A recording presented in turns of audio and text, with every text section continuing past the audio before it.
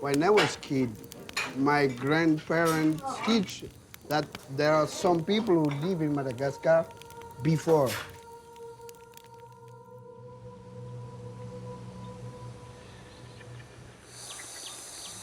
They were very little people, and they live in forest, and they respect the environment.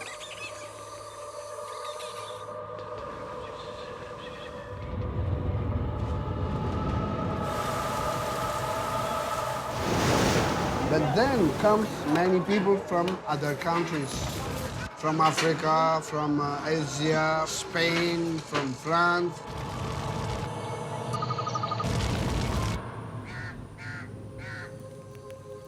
Many of us don't know their history. I took a walk through this beautiful world. Felt the cool rain on my shoulder. Found something good in this beautiful world. I felt the rain getting colder. Sha-la-la-la-la, sha-la-la-la-la-la, sha-la-la-la-la, sha-la-la-la-la-la.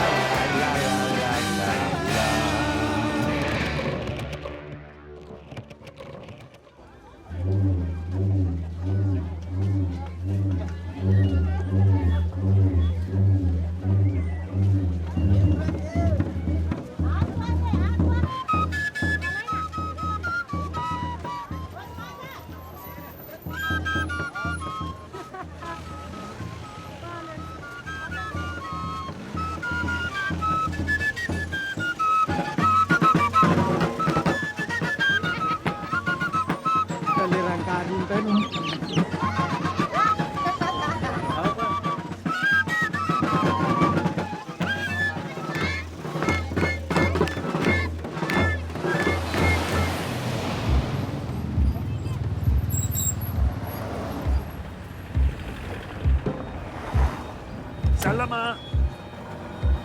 Market.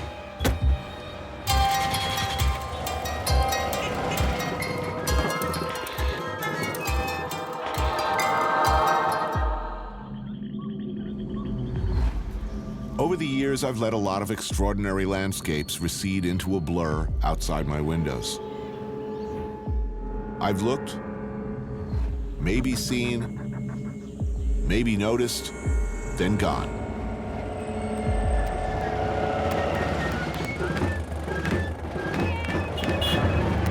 We all carry different experiences inside us. We see things differently, don't we? Bye.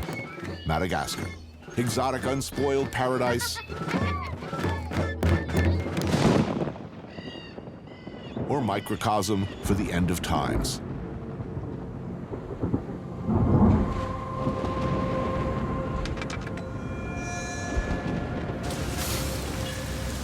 Antananarivo, Tana for short, Madagascar's crowded, chaotic capital city.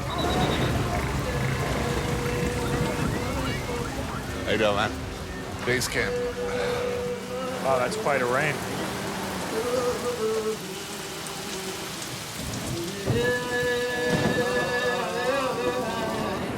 I don't know, I'm not sure I could be in front of the camera. Yeah, just ignore them. I'm so used to, like, controlling everything. Darren Aronofsky, director of the films Pi, Requiem for a Dream, The Wrestler, Black Swan, and as it would turn out, sort of appropriate to our location, Noah. He asked me if he could go along on a trip with us. I said, where do you want to go? So, Madagascar.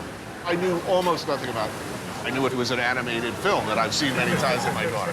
I guess it's one of the more extreme, distant places that you hear about that you know you'll never go to unless something really weird summons you, and you're sort of that weird force. We're on an island in the Indian Ocean. Right. With this amazing ethnic mix. Incredible landscape. Something like 80% of the animals here don't exist anywhere else. What does it mean when an ecosystem goes out of balance? What is the blowback? Here you can see the blowback, you know, people have been chopping down the forest, and now suddenly you don't have soil anymore, and you can't grow anything anymore. It's a really situation. There we go. There we go. All right, important questions since we're just getting to know each other. Now, you are a vegetarian. Yes, and it just sort of happened with the release of Noah. In Scripture, he is a vegetarian, as was Adam and Eve. Humans weren't given permission to eat the animals till after the flood. All right, well, we'll see who's doing better at the end of this 10 days. A little social experiment here.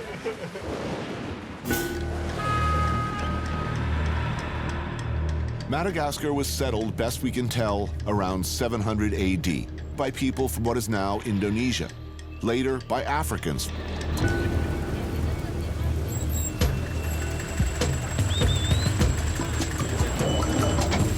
In 1895, the French took it, killed off a substantial number of people in the process, and as they do, left behind beautiful buildings and the French language. When independence came in 1960, it was sudden and ill-prepared for. Continuing political incompetence has left most of Madagascar's 22 million people living on less than $2 a day.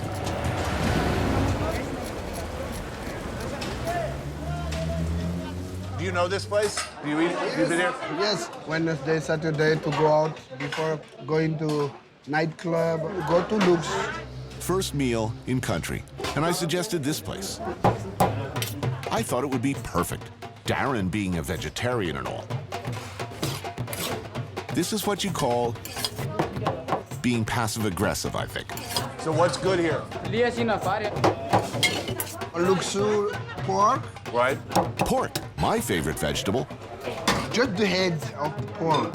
Sounds good. Yeah. I'm not going to have loops. I'm going to go just with vegetables. Beans and... You don't want to taste it. I'm not going to taste. The cake head, not today. Those are going to be fun. The torture of Darren. You have the looks, always take it with beans. Rossi, the famous musician here, is, after a period out of favor with the previous government, back home and elected to parliament. And this is, I think, raftutu, Leaf. the leaves of manioc. Oh, great. There we go.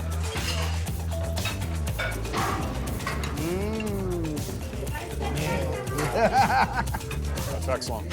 So these days, what are the big issues that are not being taken care of? Poverty and not enough education. We are very rich, you know. We have oil, but our political leaders, most of the time, are crook. How much does the environmental issues matter to the people? Is it just about survival? They don't care. The international communities, they paid a lot of money to protect the forest. You protect the monkey, you don't protect the people. I eat the monkey. If I'm hungry, I eat them. They don't care about the world is going more and more warm. Yeah, climate change. Yeah, okay, it's warm, okay, it's warm. You are gonna die, yes, okay. You're gonna die. That's life. For them, it's just normal. A lot of people feel that the future should be ecotourism. Yeah. They should essentially be working in hotels and restaurants for tourists. Yeah. That's kind of a return to colonialism, isn't it? That's it. Exactly.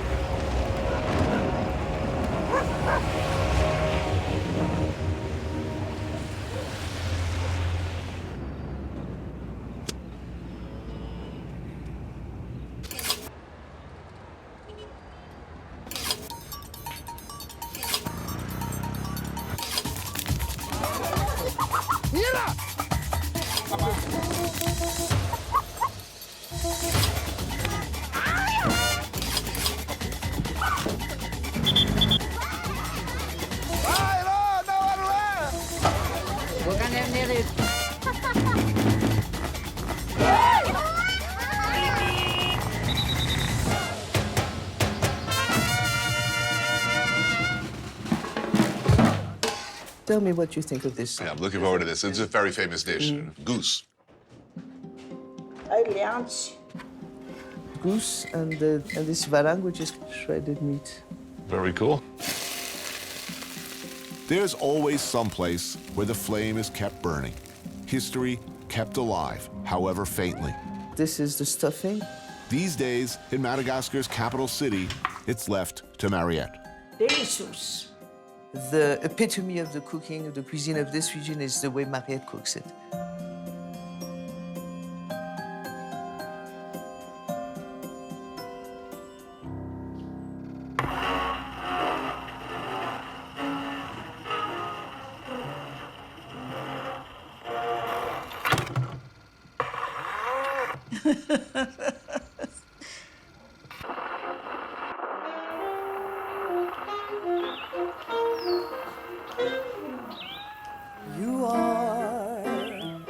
You are like a sweet, perfect bloom. During the colonial period, Mariette was a frequent culinary ambassador. You are like the sun on my skin. Harry Belafonte. The go-to chef for visiting presidents and royalty. Prince Albert de Monaco. President Tirana. A success story, her mansion high atop Hauteville, the former neighborhood of choice for aristocrats and colonizers alike. On the silk of your lips where mine greedily sip, and I'll know who it is who can carry her. Though semi-retired, Mariette continues to entertain guests from time to time. So this is broth with chicken and ginger. These dishes marry mostly disappeared Malagasy royal cuisine with the techniques and training of classical French. So moisten the rice with the broth? Exactly, with the broth. Wow, look at this. This is a vegetable lassa. Lassa is one of the side dishes. It's like a salad. Cauliflower, carrot. String beans. Most Malagash don't eat meat at every meal. It's because it's expensive. Most Malagash will eat rice, broth with vegetables, and that's it. Meat I can do once fine a here. week. Yeah, you do fine here. Yeah, absolutely.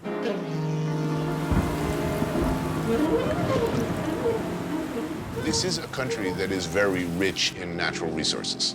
Madagascar, we have a lot of things that a lot of people want. Yeah. Like, for example, the trafficking of rosewood, prospecting for oil, for gas, and then don't leave anything for the rest of the country. This is an island paradise. And it's disappearing very, very quickly. A lot of our forests are being burned down because people don't have land on which to grow their crops. The best case scenario that everybody seems to raise is ecotourism will save the day. The local people will be what? They'll be Cleaning the rooms, waiters, yeah. cooking, and Absolutely. performing traditional Yeah, ethnic absolutely. dances. Yeah, absolutely. To me, this is not an ideal option. And we see it. What's an ideal option, though?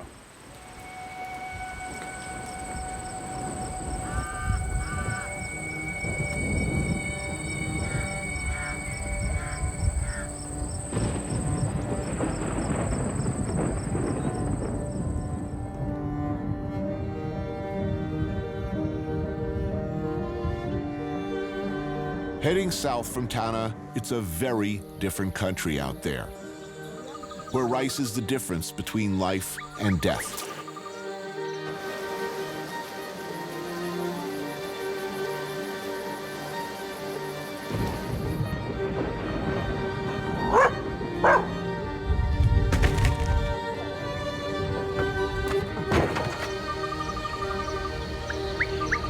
Between the traditional slash-and-burn agriculture that's existed here since this island was first settled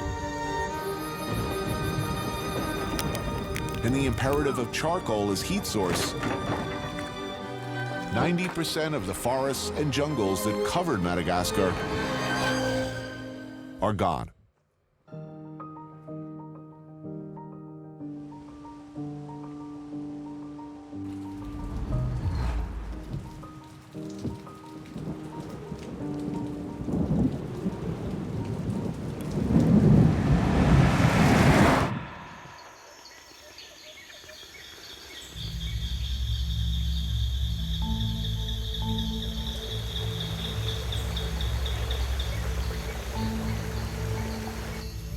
Anything?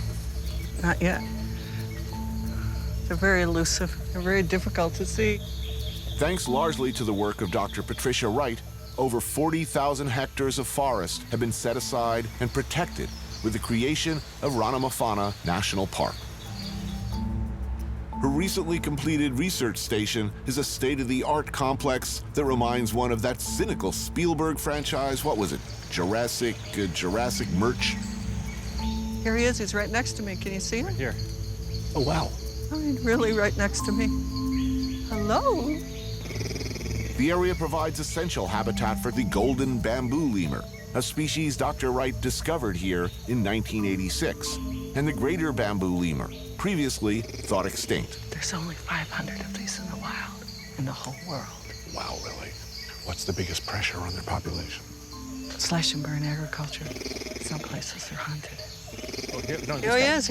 Look at it. Oh, beautiful. Oh, it's so nice. Oh. Whoa. Oh. Someone's pissing on you. He's taking a leak right now. Yeah, watch. Just hopefully that's not an editorial statement. Yeah.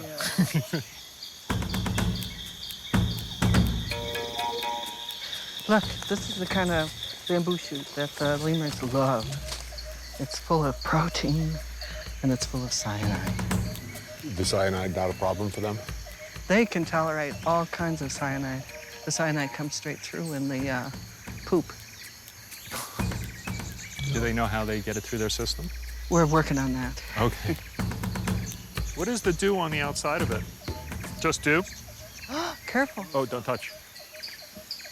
How's your finger feeling? It felt a little sharp, but like a fuzzy sharpness, but didn't get in. Yeah, fuzzy sharpness. You just wait a bit. Yeah, it's like fiberglass. Are you serious? It's just like fiberglass, actually. It'll leave little, tiny little sharp But if I hairs lick in. my finger, am I going to die? Probably. Are you serious? Can it go through the skin now that I touched No. it? No. You have to eat it. Okay. Hopes for Black Swan 2, The Revenge, were dashed today. Yeah. Oh, wow. One right above you. Has the film Madagascar been good for the lemur business? There you go. I think the cartoon really woke up the world to the fact that there was a place called Madagascar, although many people think that it doesn't really exist. So what do you think happens? How hard is it to maintain the forest? It's incredibly hard. You know, we've been working with the villagers around the park, and I think they really do understand the value of these extraordinary lemurs and the value of the forest. I mean, the economic value of tourism is tremendous for this country.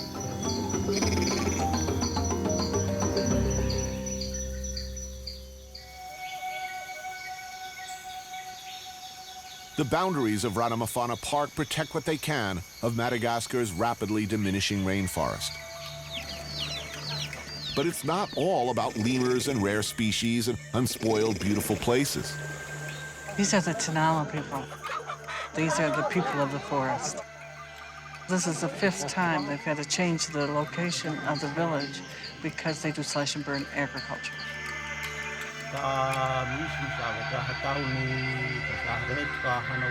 This ceremony today is a ceremony to celebrate the fact that 17 people from the village of Mbatalahe are going to donate their land to conservation. It won't be cut down.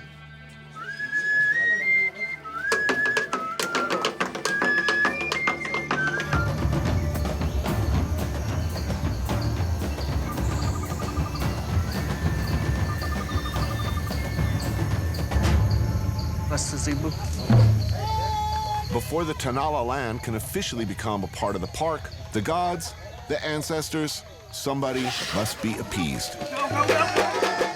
And that, as it often does, means something must die. Seen this a lot? I usually don't go when this is happening.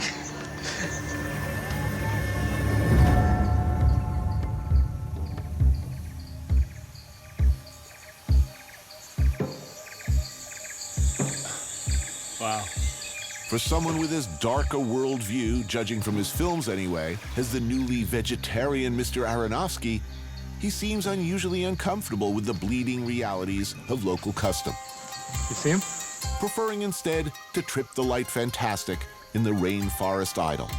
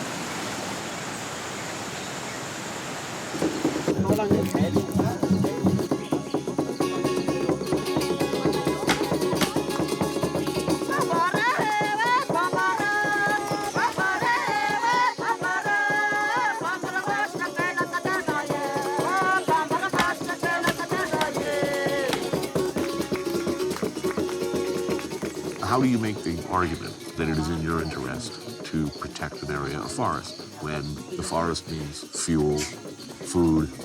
What we've had to do, of course, is make their lives better in exchange. House projects, education projects, tourism. Many of the people work as tour guides.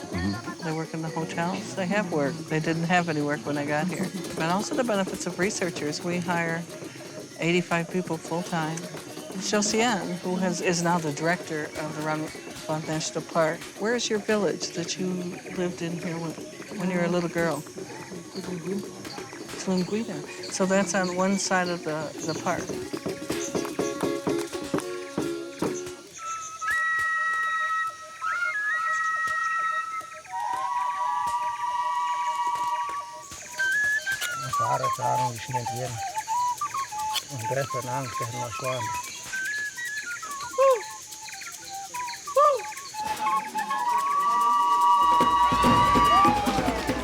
The ancestors presumably okay with the land transfer.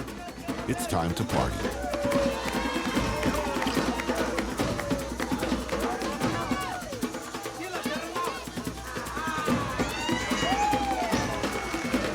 Dr. Wright worked hard to establish Ranomafana Park with the stated aim of protecting the absolutely unique flora and fauna here and reducing human pressures on the area.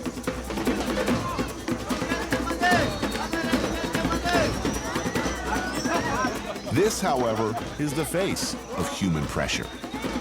Just so we're clear. Hey, take care, guys.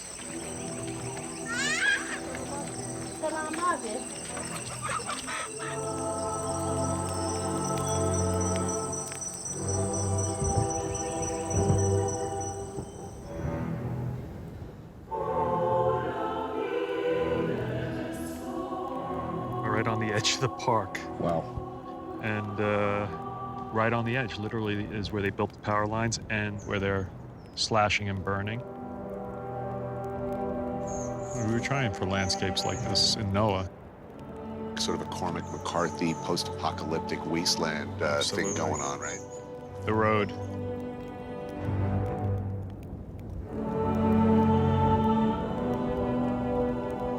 Look, all the original fauna and flora in New York City and Chicago and Detroit and Los Angeles are gone. We don't feel too guilty about that. That's the old argument, though, of all these developing countries, is you did it. But didn't they teach us that in the third grade? 2 wrongs don't make a right?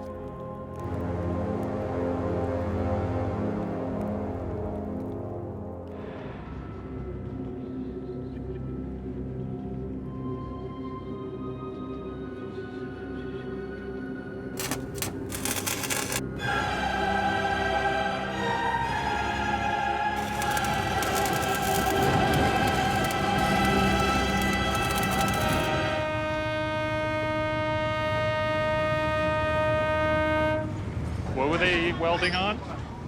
Oil pan.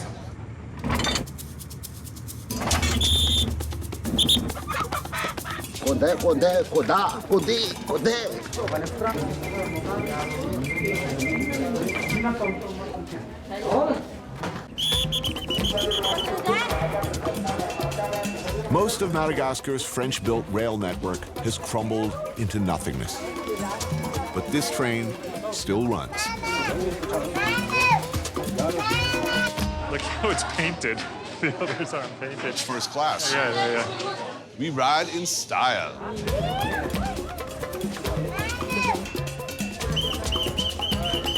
How old is this train?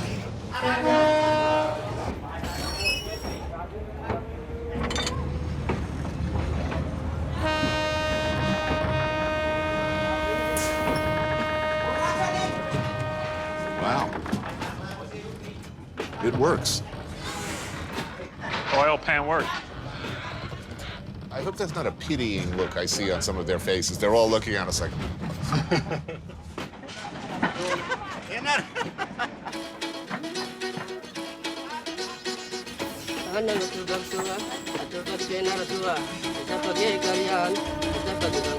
It's 163 kilometers to the one-time major port town of Manakara. It's both the greatest thing ever, meaning a fantastically scenic immersion into parts of Madagascar that most visitors never get to see, and an at times punishing crawl.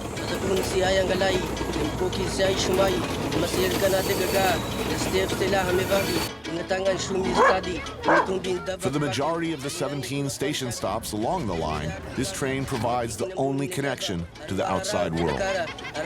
People hop off and on, load and unload fruit, lychees, bananas, while the few foreigners on board watch. We get some peanuts? Thank you. And there are vendors selling food and drink, which is increasingly a necessity as the supposed 8-hour trip is said to sometimes approach 18.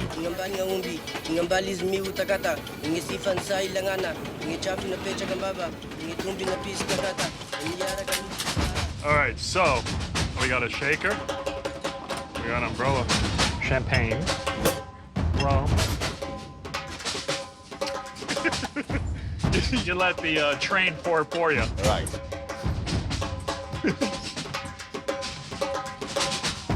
This is the lychee. Oh, that smells good. Yeah. Darren woke early and hit the hotel kitchen to make the necessary fresh lychee puree for festive cocktails. Well, Wait. Alrighty. oh yes. It's not bad. It's not bad at all. Okay. Nice summery drink. The lychee makes it. The lychee makes it, yeah. What are we calling this? The golden lemur would be good. The golden lemur.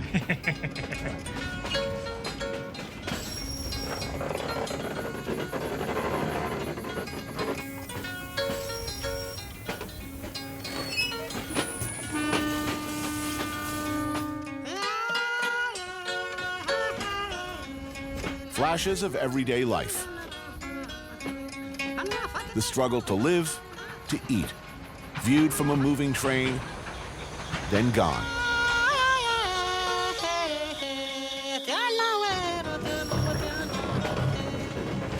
And it's plumes of different areas of Madagascar burning. Everywhere you can see.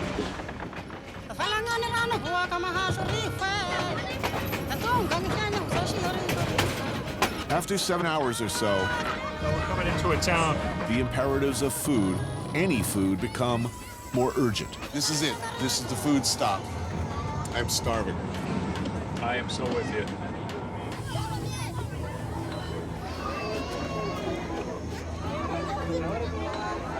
Look at this kid's wearing a banana like a yarmulke.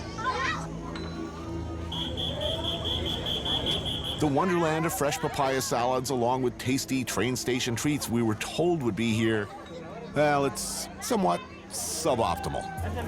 Little did I know there would be a feeding frenzy. There's no papaya salad. Everything's gone, dude. Here's some bananas. Yeah, 2 of those. 2 of those. Merci. We get what we can. Man, it's quite a scene. It's pretty insane. It's hard to complain about the lack of food options if you look around. Lots of kids. Want that? Thanks. Yeah, it's hard.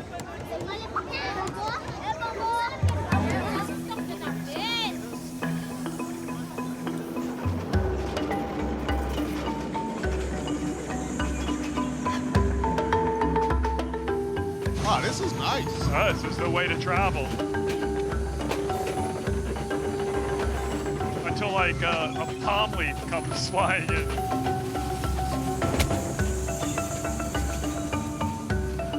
Watch it, watch it, watch it.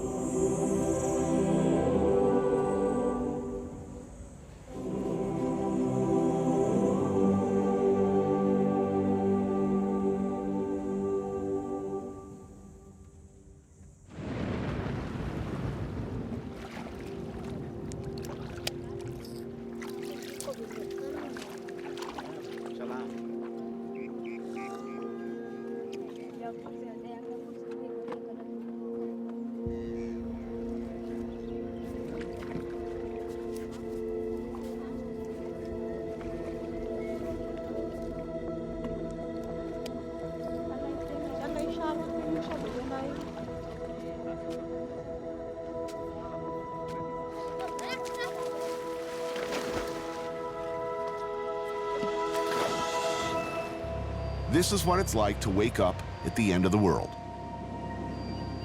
Beyond here to the east, nothing but thousands of miles of Indian Ocean.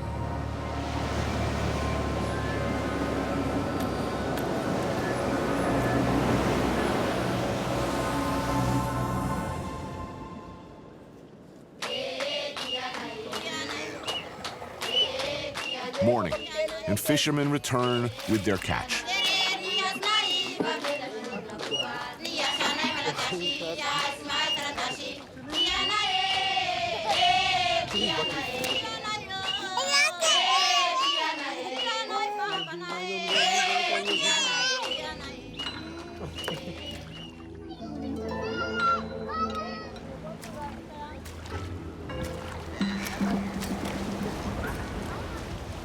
You felt how wobbly that boat was coming over?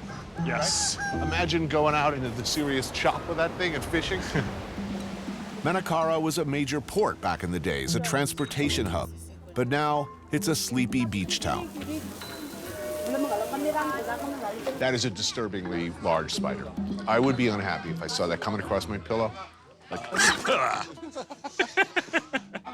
dude, it's a chicken. I know. A I'm just rooster talking or- about spiders and chickens that jump around. Tell you, that lobster's smelling good. No, they're disgusting. They're like giant insects walking the and what do they eat? What do they eat? Corpses. Corpses. Dead things. Right. You are such a Debbie Downer. You are Oh, no, I'm such a downer.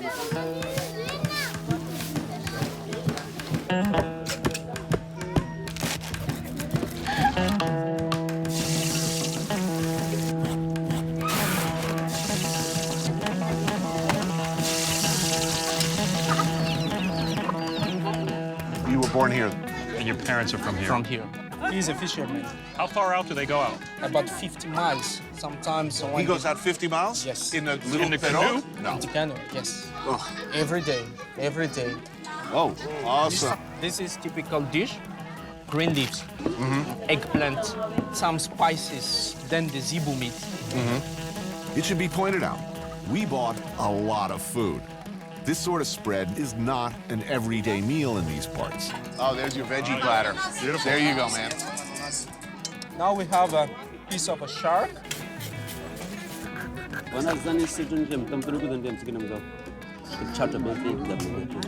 He says that before 2000, more fishes, but since then, Smaller fish? smaller fish and the quantity as well, smaller. There you go, dude. Oh, That's a papaya salad. papaya thing. Yeah. It's one of those days where the artifice of making television threatens to move dangerously into cruelty. What are you guys eating over here? Who gets to eat and when becomes a pressing concern to the two of us. Can we get the kids eating? Can we hand out the food?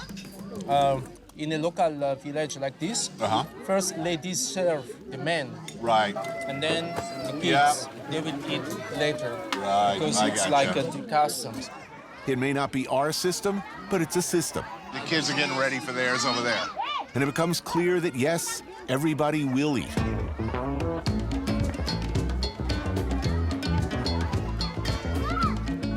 There we go. Come to Daddy. Oh, that's good, dude. You picked a bad time to become a vegetarian. You really did. Oh, man, the food is amazing. There's some really good cooks that work here today. I mean, really amazing.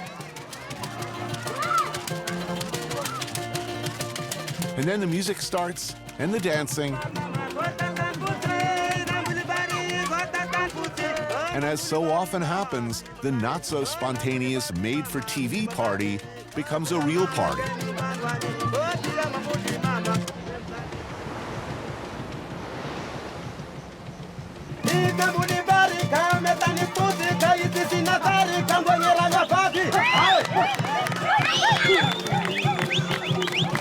And we all, for a little while anyway, forget about where we came from and where we might be tomorrow.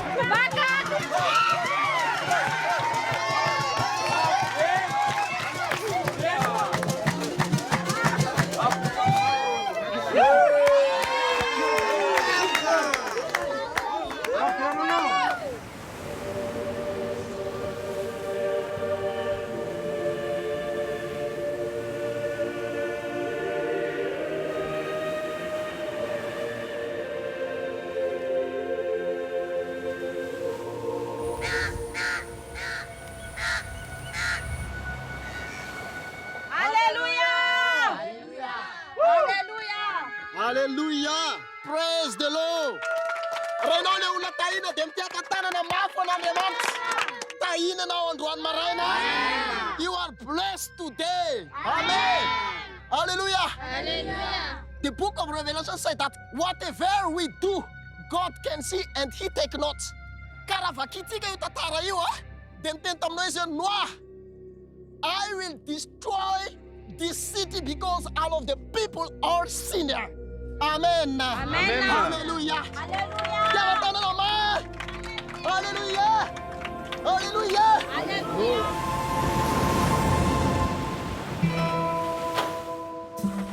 The camera is a liar. It shows everything, it shows nothing. It reveals only what we want.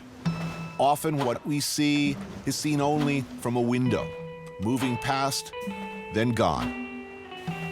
One window, my window. If you'd been here, chances are you would have seen things differently.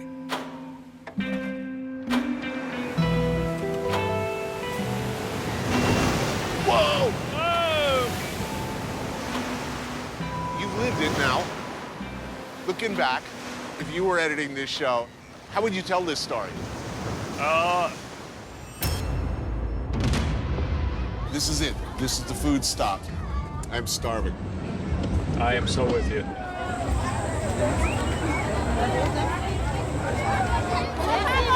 That is quite a scene. Lots of kids.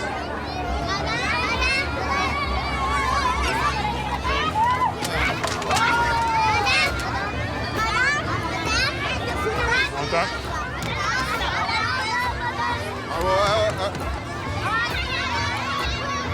was really puppy.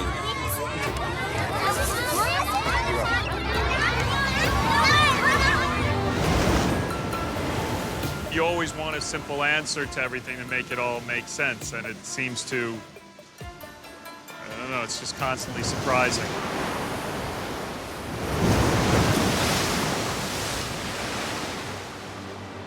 What can you see everywhere you go? In the office, in the market, people are sin, making sin. As a kid, I always wondered if I was good enough to get on the Ark. So I always sort of empathize with the people who didn't make it. God make all of the animals come inside the big ship, and all of the people are dead, but Noah's family are saved. It is our ship. God decides to destroy creation 10 generations after he created everything. So it must have hurt tremendously. God will choose us like he chose Noah. He saved Noah. He protect Noah. He will save us too. Hallelujah. Hallelujah.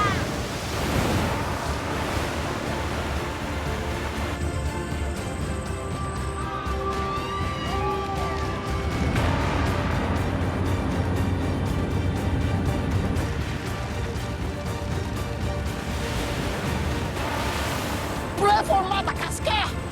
Pray for yourself. Pray for your family. Pray.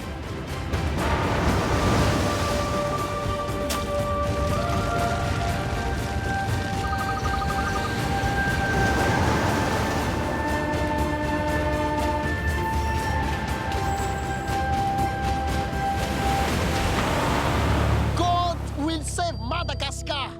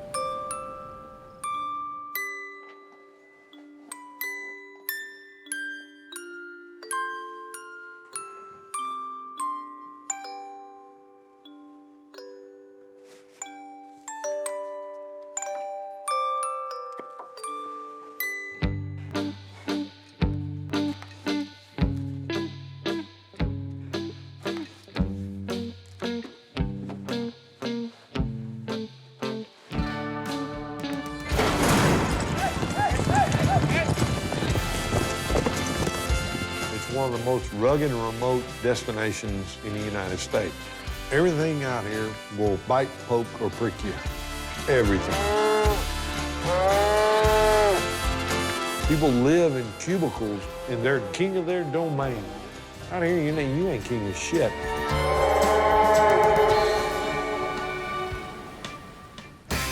I took a walk through this beautiful world. Felt the cool rain on my shoulder. Found something good in this beautiful world. I felt the rain getting colder.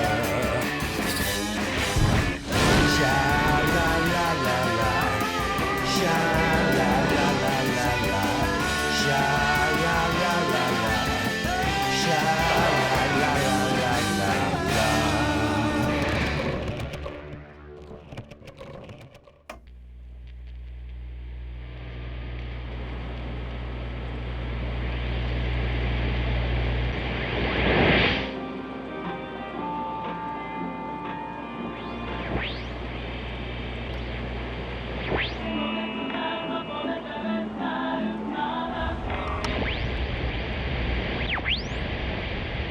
Stick around to tell your friends from the border to the basin out here in West Texas. Great to be here tonight.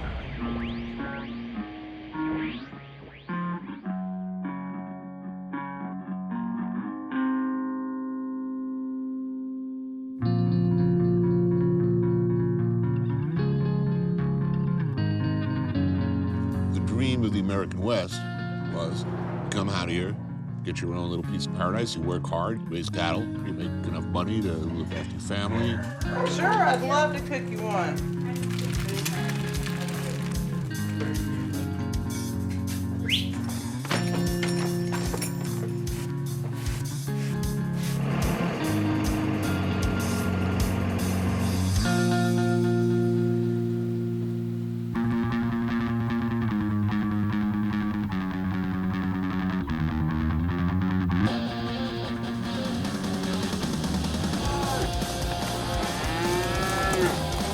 This land, it's really for one thing, and that's producing livestock. They've tried to farm and it doesn't work, and except for beautiful views, that's what it can produce. West Texas is a big band in this area. Are you the platonic ideal of the Texan? The American hero? Lone rider on a horse? Big empty spaces? Mexican music? Mexican food? This is still where the punchiest cowboys in the United States are. It don't get no rougher. I mean, we're 120 miles from the nearest Walmart, 40 miles to a tank of gas or a loaf of bread. Out here, pretty much everything is 5 hours away.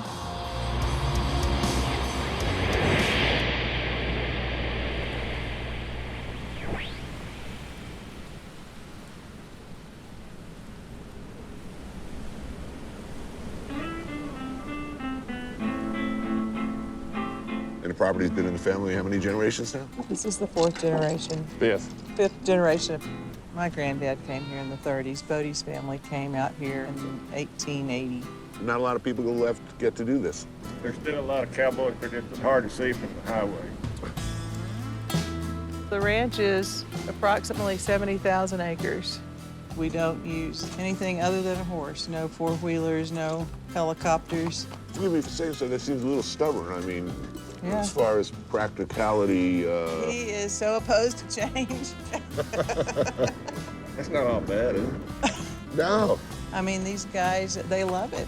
I mean, they get up every morning and this is their office.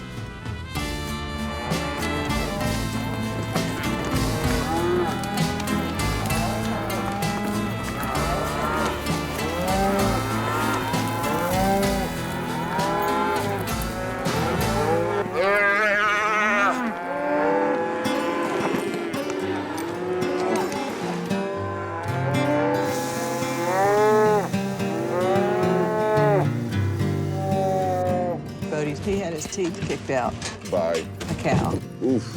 And then he got in that chute with the steer and knocked them all out again.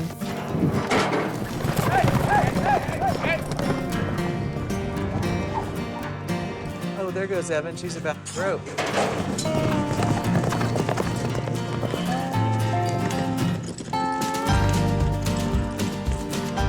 How old were you when you learned to ride?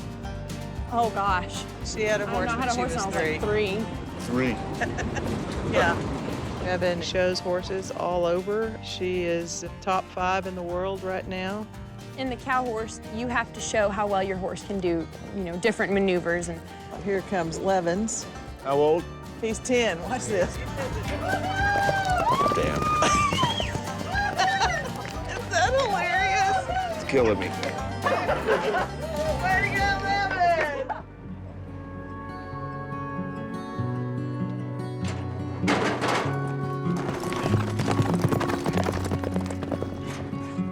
Oh, sweet little hunter, my back into your side. there we go. Follow my path here. The burrito that we're eating yesterday was a live goat. Oh, killer so graceful. We like it spicy, jalapenos and onions and, fresh tomatoes. If you got a bunch of gringos, it's perfect. How Mexican is West Texas? This is where it is. On the other side of that mountain, 20 miles as the So- crow flies. Those flavors, those sounds. That's yours also, right? Oh, yeah. I learned to talk Spanish nearly before I learned to talk English. It's the good vanilla from Mexico. Old Mexico or New Mexico? Old Mexico.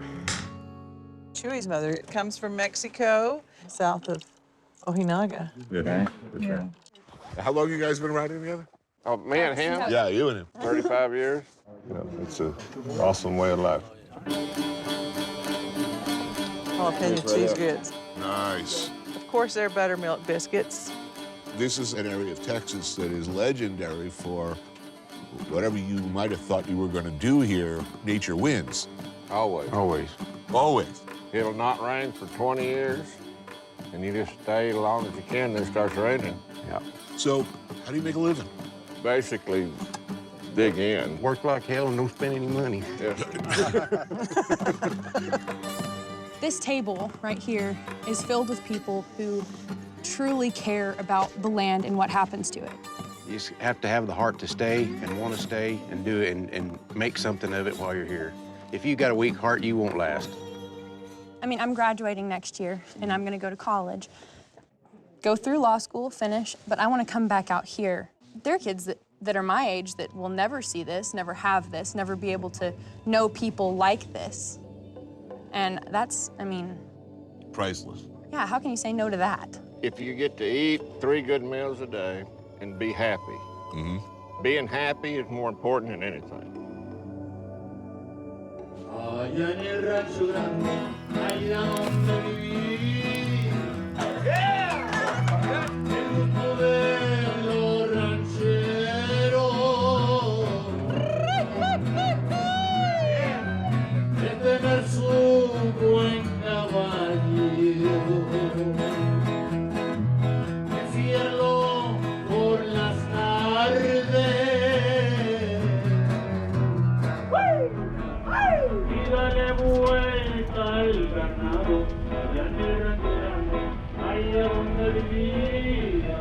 So how else is the area changing?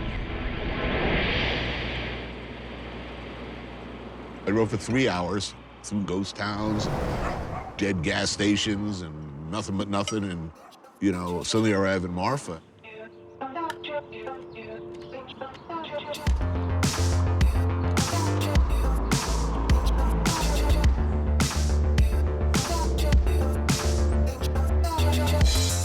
Like, would you like some bruschetta, some salumi, you know, some $900 ponchos? That's right.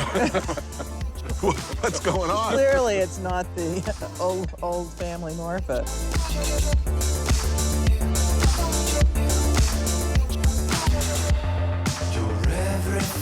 Marfa has become 3 distinct cultures: tourist town, art town, cowboy town. It's just got it all. You can get calamari in Marfa. Who'd have thunk it? 20 years ago, nobody even knew what the word meant.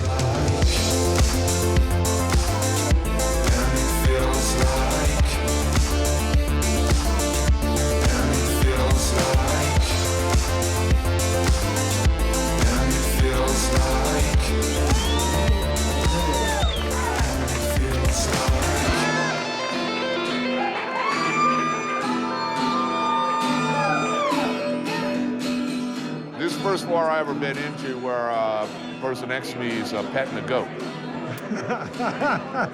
In here, sometimes You get all types. dogs come in without their owners.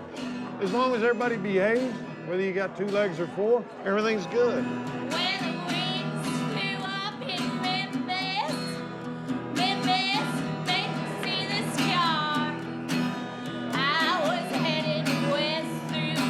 You've seen a bit of the world. You've seen a lot of the world. I ran away from home a lot as a kid. And by the time I was 16, I got real good at it. I went to Alaska. And then I came back, joined the military, cowboy and roughnecking. Running drugs and guns across the border? I did run guns south, and the ATF knows. They got an open file. What motivated you to get into the bar business? Well, every cowboy has a dream of owning a saloon. I did not know that. It's been around for some time under various... Almost 100 years. There's many different cultures come through here. Hipsters, blue-collar city workers, and I wanted everybody to be able to have a good time, no matter who or what or where. There ain't gonna be but one intimidating sumbitch in my bar, and that's me.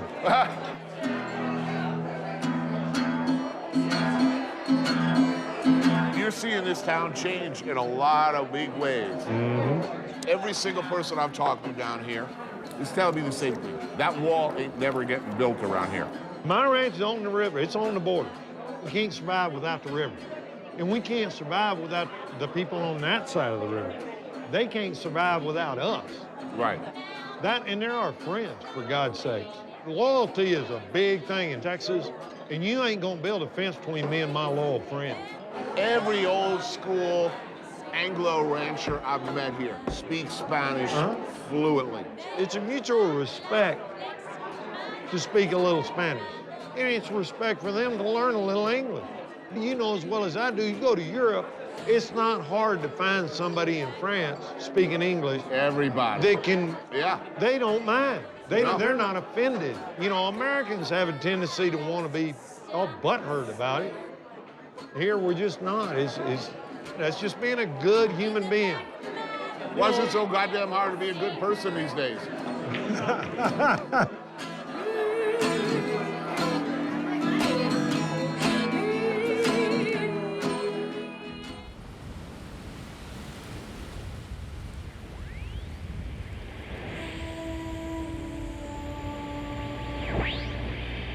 Right now in Marfa, it's 75 degrees. Low tonight, only 61. Not that cool, honestly. I'm David Beebe with you till 1 a.m. It's time to go outside and look up at the stars and enjoy the place that you live.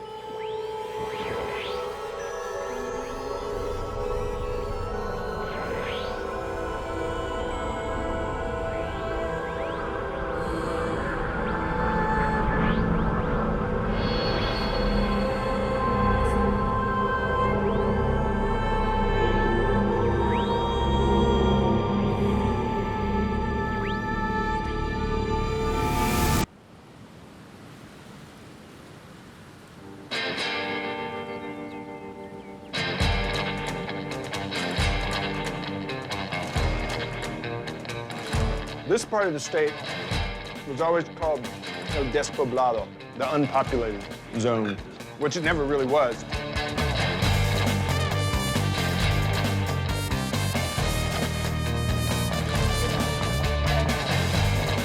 Born and bred here, near here?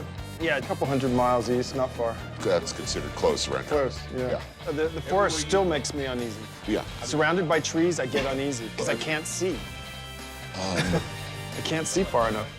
Now, I guess unlike a lot of Texans who take a rather romantic view of those early days, you seem to view it in a darker prism. It is dark. The story of Texas gets a little too polished. It was a conquest, and people forget that. There were people here. The Spanish and the Mexican authorities wanted to exterminate the Apaches. They created the Society for the Extermination of the Barbarians. So the classic cowboy and Indian film of scalp-hungry Indians was not really the case. Well, they took scalps too, but they kind of learned from the Anglos. And then when the Texans came in, it intensified. If you were a rancher coming out here in the 1870s, you better have a lot of guns because you were an invader. Right. And the people you were invading knew you were an invader.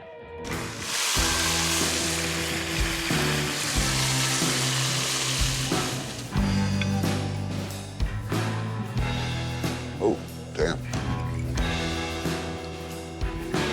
You know, if you look at the legend of this place, was it the history of violence and the harshness of the landscape that preserved it for so long? Yeah. West Texas stayed wild, and it's still wild. People have lived in this landscape for 14,000 years. Through all these different nation states and empires that have swept over them, they persist.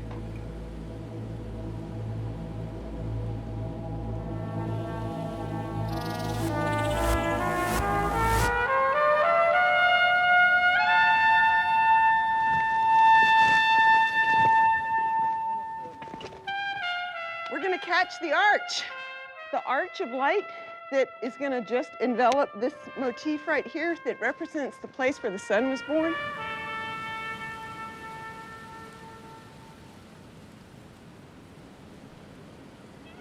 Welcome to the White Shaman site. This is one of the oldest pictorial creation narratives in all of North America. The mural tells the story about the death of the sun, the sacrifice that takes place so that the sun can be reborn the next day.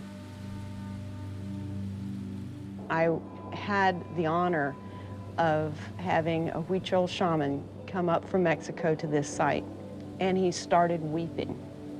And they said, they're all here. All of our grandfathers, grandfathers, grandfathers, they're all here.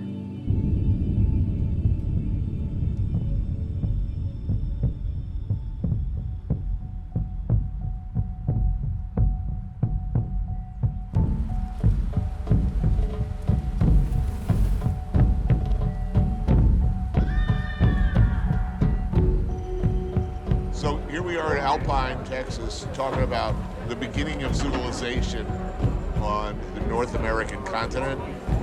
The earliest evidence of human existence in this area goes back how far?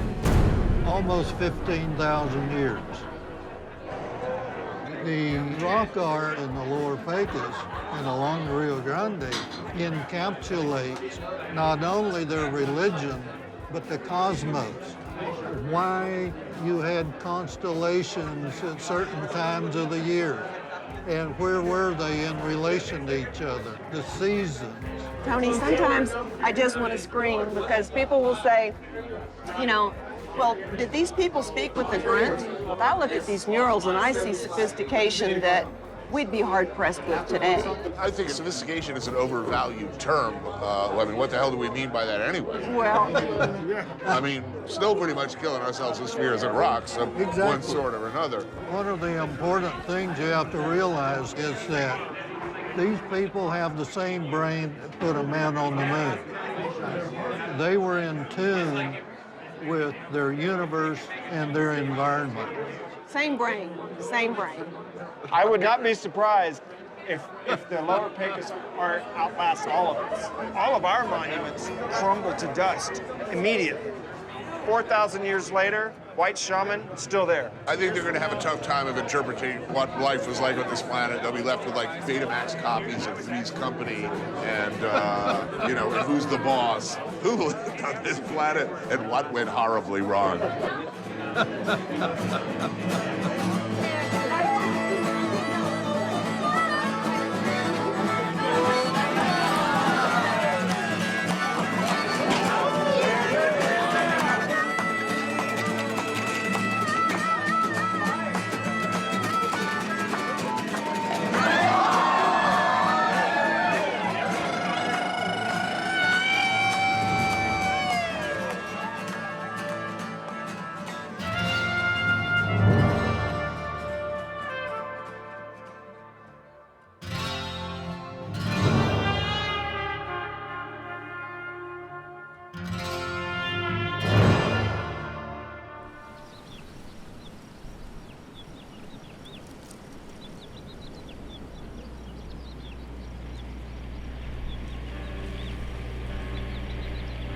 If you talk about life-changing events in any neighborhood, it's when the artists show up. When my father, Donald Judd, came to Marfa in the early 70s, it was a ranching community and an old railroad town. The legend is, of course, that he looked at a map and was looking for the least populated area of America and came out here. Is that true? Yeah, that is. I mean, he did a lot of looking for places that had very few people and very few trees and lots of space. He had been working hard for so long, and I think coming out to Marfa was this reward.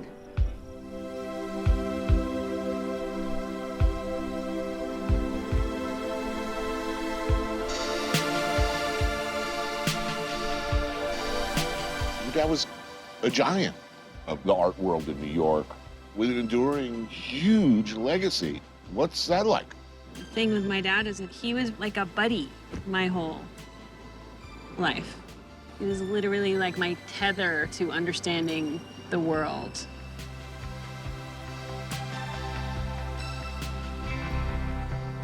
Oh, wow, look at this. There are people who make great food in Marfa that didn't open a restaurant, so this is the behind the scenes of the yummy food that people make in their homes. Carmen's menudo and her blue corn tortillas. Nice. Johnny Sofocal's mesquite bean flour empanadas. Melinda's queso fresco. With chiles. I love this. And Ophelia's tamales over here. Wow. When your dad came to town with nothing but love in his heart and a desire to make beautiful things, he ushered in this entire new world with the invasion of, gourmet coffee or, trained baristas. How did he feel about that? I mean, my dad made his own coffee every morning, so he wouldn't be that into the fancy coffee available now, but the people who come here now, as long as they're contributing to being a good citizen, it's actually a good thing that people are here.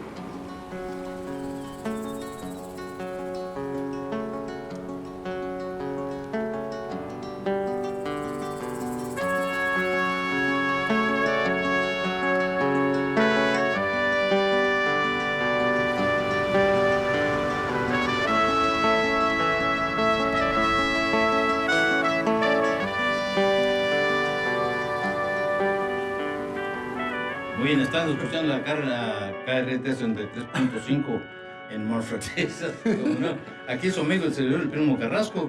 Como quieras, en español, en inglés, aquí estamos para servirte. Dos carne guisada, también chile verde. ¿Chile verde? Sí.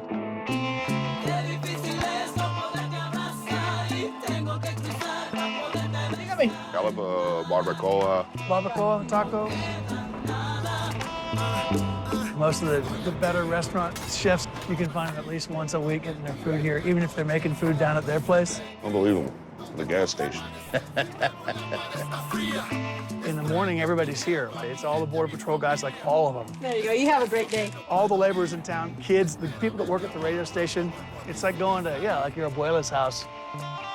So you're both multitaskers. You're a state employee, a County employee. County employee. Elected official, yeah. Justice of the peace? Yes, sir. What does that mean? I'm like the small judge that reads you your rights when you go to jail. Also a musician? Yeah, a musician with Primo here. You work at the radio station? I've been on the radio now for 10 years, 10 years every week, and he's been on the radio now for, what, 3? 3 or 4 years. Restaurant business? I have a burger and taco joint that's open on weekends. Burger time! A lot of multitasking around here. People tend to... You have to. You have to. Yeah, I always say that every job here pays $10 an hour, whether you're the attorney or the barista or the janitor. So you're gonna have to, work a lot of different jobs to make it because it's expensive to live here. Right. Look, this is a small town. 1,800 people. It seems an unlikely place to put in a spanking new public radio station that's heard all over Texas, yes? Well, that's exactly right. I mean, your expenses for running a 100,000-watt transmitter on the top of a mountain that gets struck by lightning every 3 weeks is pretty tough. I mean, but the station has support from pretty much everybody here. Everybody listens to the radio in their pickup truck. The only other news source we have around here is the local newspaper. What are the big issues? What do people want to talk about? The issue is border trade, and there's a lot of fear right now because the idea of changing NAFTA. American parts assembled in Mexico come brought back here. Yeah, that's part of the NAFTA thing. You can take it, have it here, take it over there, assemble it, bring it back. There's no tax. Right. It's definitely been good for our community. There's a mobile home factory called Solitaire. You see them all over here. People buy them. They take the stuff down there. They assemble the homes down there, and then they bring them up the road. They'll come up. You'll see 2 or 3 come up the highway today. And who's buying those things? Everybody who's working class. The manufactured housing is the craftsman home of the 21st century. It appears that Marfa in particular is going to be a tourist and service economy. There's money flooding in here. It is an irresistible tide. Is there money trickling down? Is it spreading out into the community? We have jobs here. You can get a job here. It's not, as I said, everybody makes $10 an hour here. But 25 years ago, we had nobody here, and it was a dying town. So you got the cowboys, Border Patrol. You got hipsters coming in from out of town, New York artists wearing weird glasses and white pants. Maybe we don't understand each other, but we can all be in the same place at any time. People here are nice. Aquí en el pueblo, everybody's wave at each other. Todos.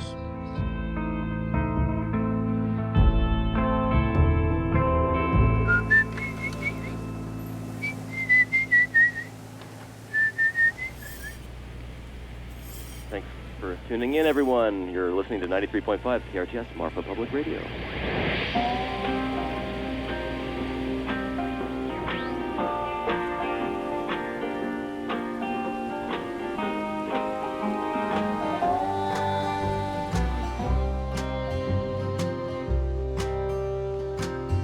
Oh, dear friend, I know your secret.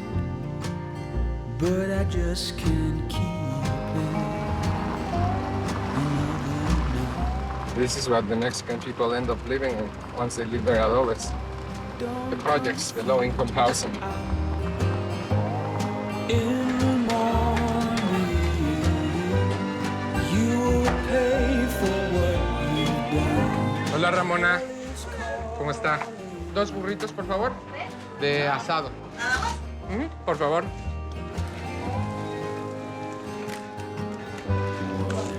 Qué rico. Gracias, Ramona. You've been riding horses? Yes, you noticed the groan as I sit down. That is a serious burrito. No rice and all that. This is the real deal, man. I love it. Were you born here? You were born in Mexico City. I was a fisherman in Alaska for 19 years of my life. Oh, yeah? In the Bering Sea. Now, is it adobe or adobe? Adobe. Adobe. And you would quote as saying adobe is political. Yes. You're going to start with that question. Yeah, I'm interested.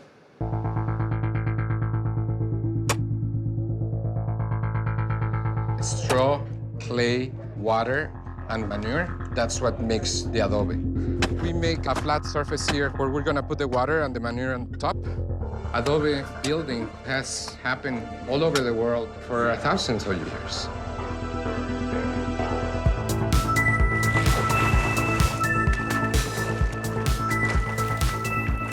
Here, historically, the adobe has been kept alive by the Mexican and Mexican-American populations.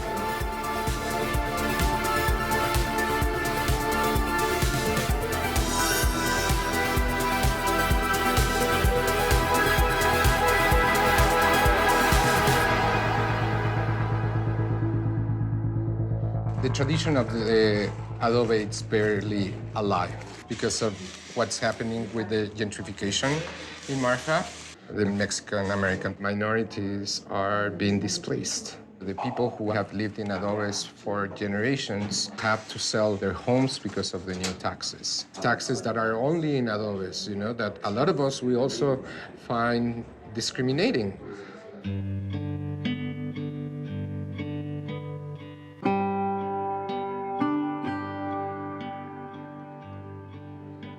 We are at a critical point.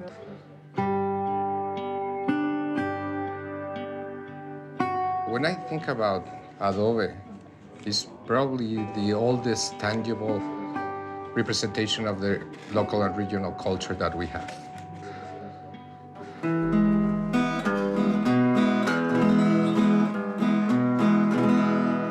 Sé muy bien que te vas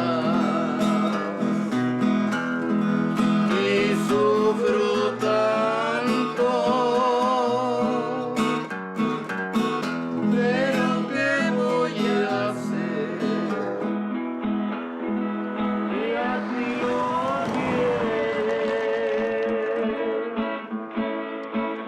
sacrifico mi amor, te dejaré partir.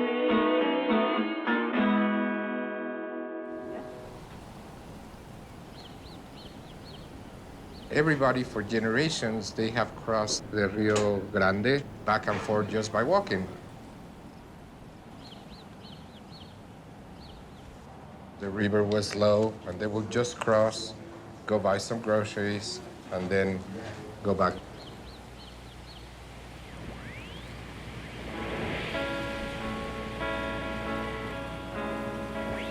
Hi, y'all. This next song is by Molly Ferguson of the Resonator Group of City of Texas.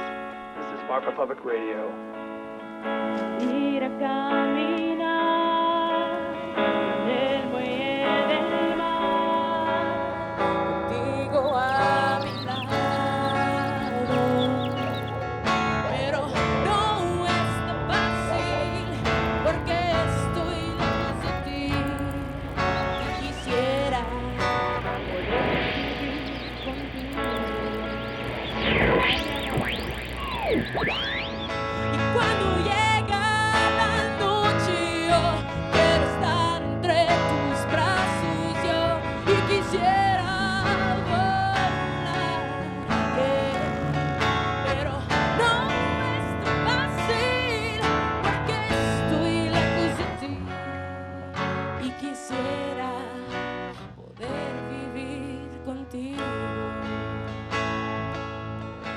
low crime here.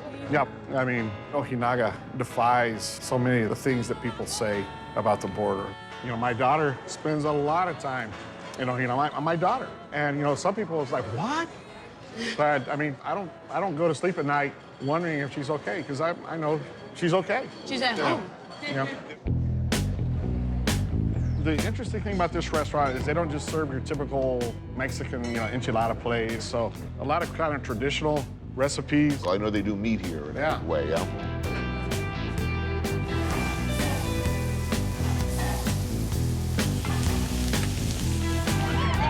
Hey, so welcome to good old Presidio and Ojinaga. Other side of the river, you were currently the mayor of Presidio. Yes, sir. And you are former mayor of... Ojinaga. ¿Cuáles años era presidente? 98-2001. You know, when we're talking about sister cities, that's serious. Oh, yeah, yeah. It's almost like an arbitrary line through them. On the weekends, Presidio just kind of empties out. You say, where is everybody? It's because they're here. So, I mean, that's kind of why when there's talk about a border wall, I was like, whoa, wait, you know, we're basically just one town here. Siempre nos hermanamos, las autoridades, nunca nos peleamos. 300 años tenemos de amigos inseparables. Now, you couldn't come over here. Your boyfriend can't come over there? No. Not yet. That's not too friendly, but what's up with that? And how come? Why not? Es muy complicado because you want to go, like, conocer su casa, conocer dónde ha estudiado, dónde da clases. No puedo cruzar. Why not, you know? Like, A what good is... person. I'm a person, you So know? you don't, So I'm a person. you need a visa? I mean, what's the problem? Yeah, you can't go back and forth for the day or for 2 days? No. We did the process and everything for him to at least get a visitor's visa. He went on a bus that took him to Juarez, which is 4 hours away. Yeah, no, 10 hours. 10 hours on a bus, okay. And so then he had to wait in a line, 4 hours, like, waiting. Okay. And then the interview took, like, 2 minutes. Almost, and they almost just something put like denied. that. They didn't even Denied. Meanwhile, you live right, like, within a mile from each other. He has no bad record, nothing, you know, and we're best friends, you know, and I wish he could come over to my house and just see it, you know. The state of Texas is so much more diverse than it used to be. And I think it makes it just better. Oh, yeah. And I know some people, it scares them. I think it's just the fear of the unknown. It's not the fear based on anything concrete. Here, we're all family. Cuando saluda con la izquierda para el corazón. Salud. Salud.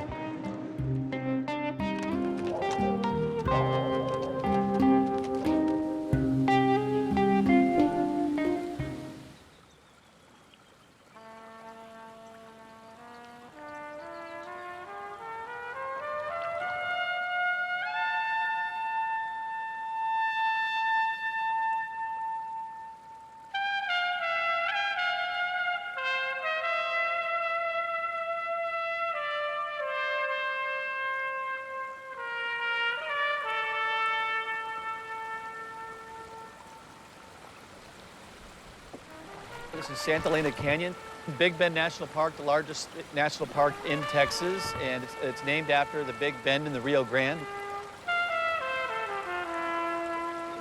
We are surrounded by 1,500-foot limestone cliffs. This slowly rose up, and the river just cut through it for millions of years.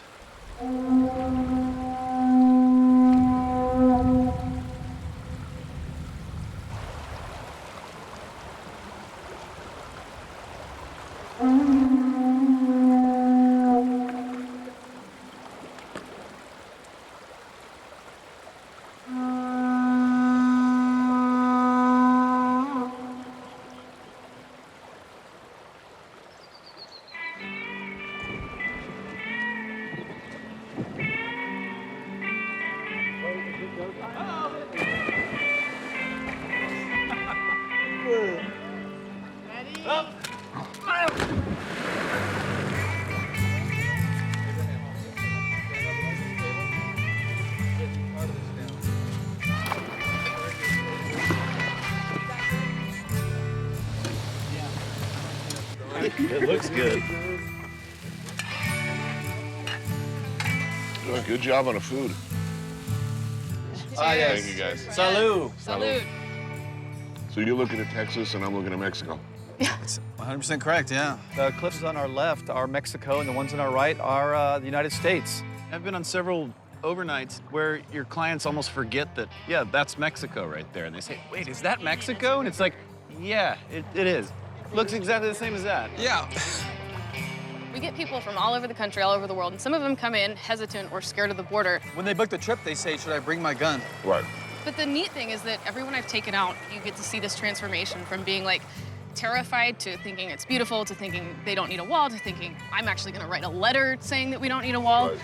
Has anyone ever bothered it? I mean, are there like security gunboats coming up and down this river? I mean, I think the Border Patrol technically does have a hovercraft that they've used once, and Park it was Service does, horrible. too. Yeah. They have And helicopters. For the record, I don't understand why Mexico is made to be such an issue. I mean, it's our second biggest trade partner, aside from China. Yeah, what about the Canadians? They're actually pouring across our borders and stealing our jobs. They are taking our jobs. Find a non-Canadian comedian. How many Canadians play hockey in the United States for a U.S. team? Those are high-paying jobs. That They're stealing them. They're stealing our jobs. I mean, there's so many avenues that conversation can go to where violence comes from, where dangers come from. Well, even our small towns here, I mean, crazy stuff happens everywhere. The world is made a better place by little bits at a time. You can't just jam through a wall in 1 year and say it's fixed. You know, I've been to a few places where they do have a wall. Yeah. Few things are uglier in the entire world of all of the places I've seen. Few things have been more an indication of an utter failure of otherwise smart people to figure shit out. Thank you for showing me this amazing, I mean, just ludicrously amazing place.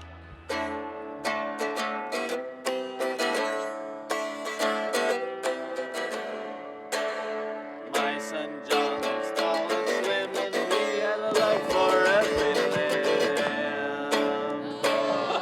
But now he's got no legs at all, for he ran a race with the cannonball. Timmy dum da, what a riddle da, what for the riddle Timmy dum da.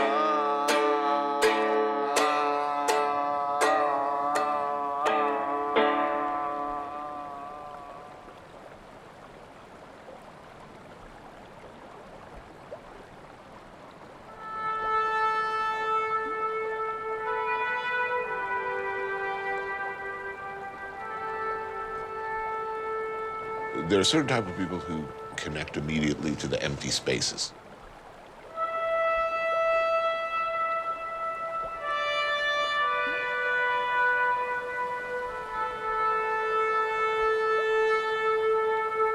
I can't spend much time with myself.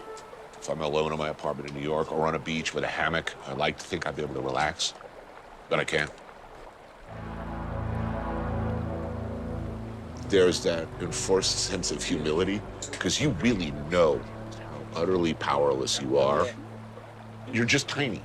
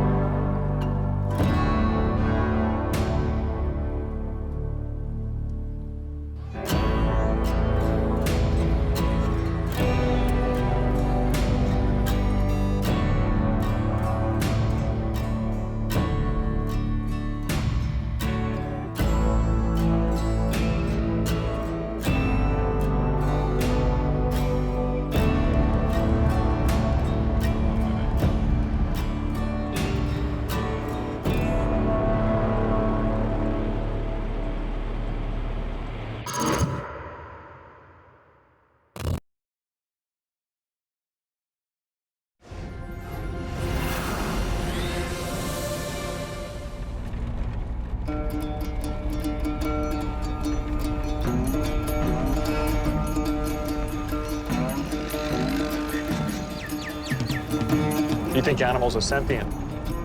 I think pain is, pain is pain. If you don't respond to that, there's something seriously wrong. It's very Buddhist of you, I think. Look, when I worked in Cape Cod, my job is to load this steamer with lobsters, and they don't scream, but you hear them scratching against the thing. I'd have dreams that I'm in a sauna, and I look through the window, and there's this giant lobster, like a bib with a chef on it,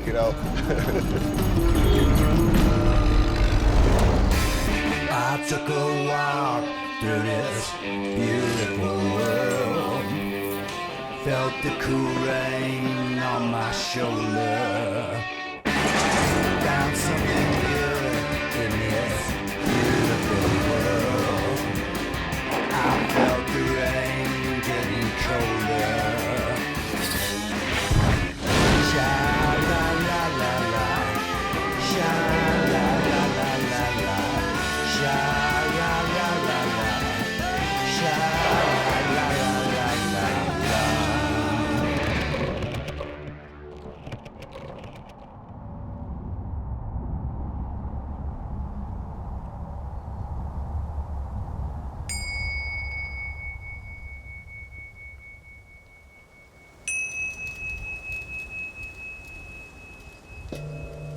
Bhutan, a remote, relatively rarely visited kingdom of myth and legend, high in the Himalayas, known as Land of the Thunder Dragon.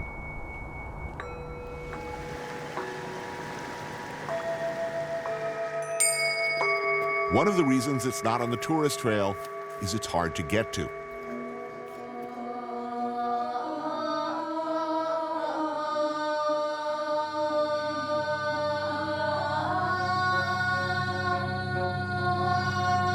Flying in, you hang onto your seat as the plane negotiates some alarming maneuvers through narrow mountain passes before dropping into the country's only international airport, said by some to be the most dangerous in the world.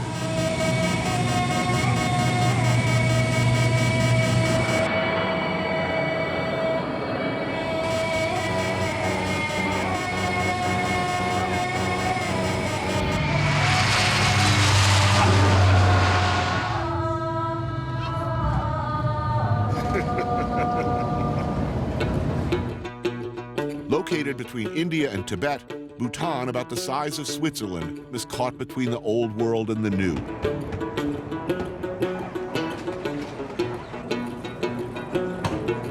Thimphu is Bhutan's capital and largest city. It has a rapidly growing population of 100,000, as Bhutanese have begun the inevitable move away from a rural agrarian lifestyle.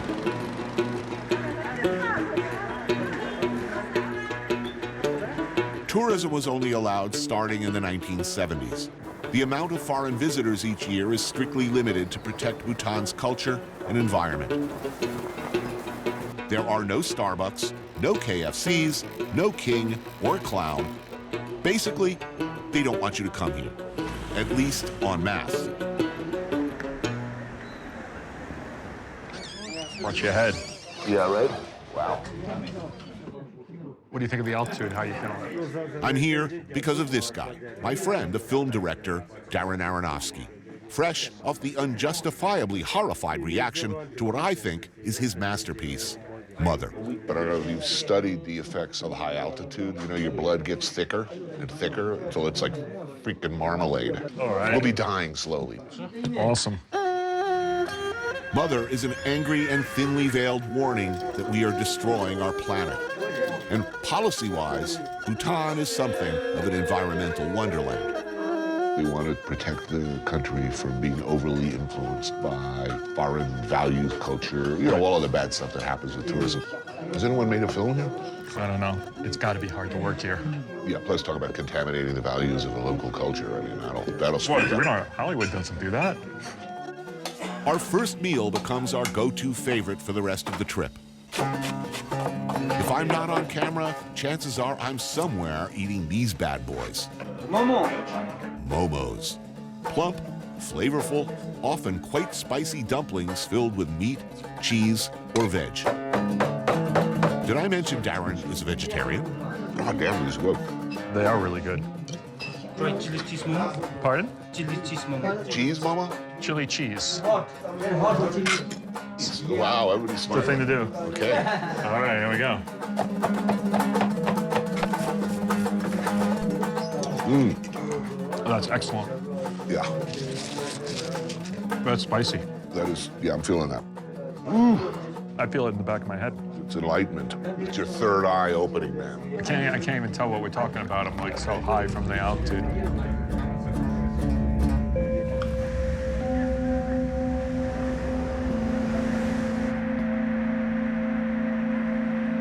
Morning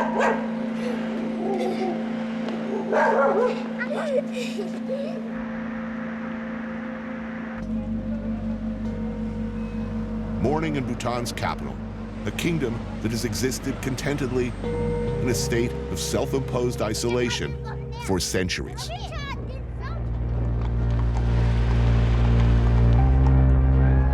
In some forms of Buddhism, you're very much, this life does not matter at all. It's about the next. And on the other extreme, it's all about today, right now. The form of Buddhism practiced here is the middle path. Middle path, Mahayana Tantric Buddhism. Buddhists consider the next life. Yes, and always it's your karma. And karma. Whatever tragedies fall on you, death in the family, karma. It's all about an attitude. Pick up and move on.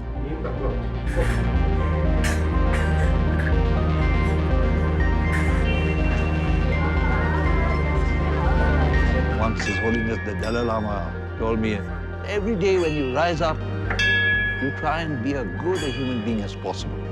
That's more important than being religious.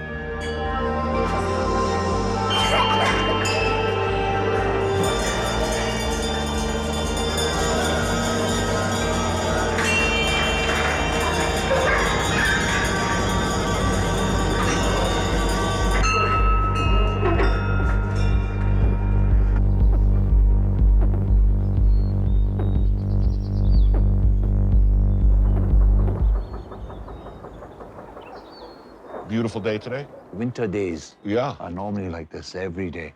In the good old days, we used to have snowfalls about 4 or 5 times a year. But over the last decade or so, it's decreased a lot. Noticeably, really. Some glacial lakes have disappeared completely.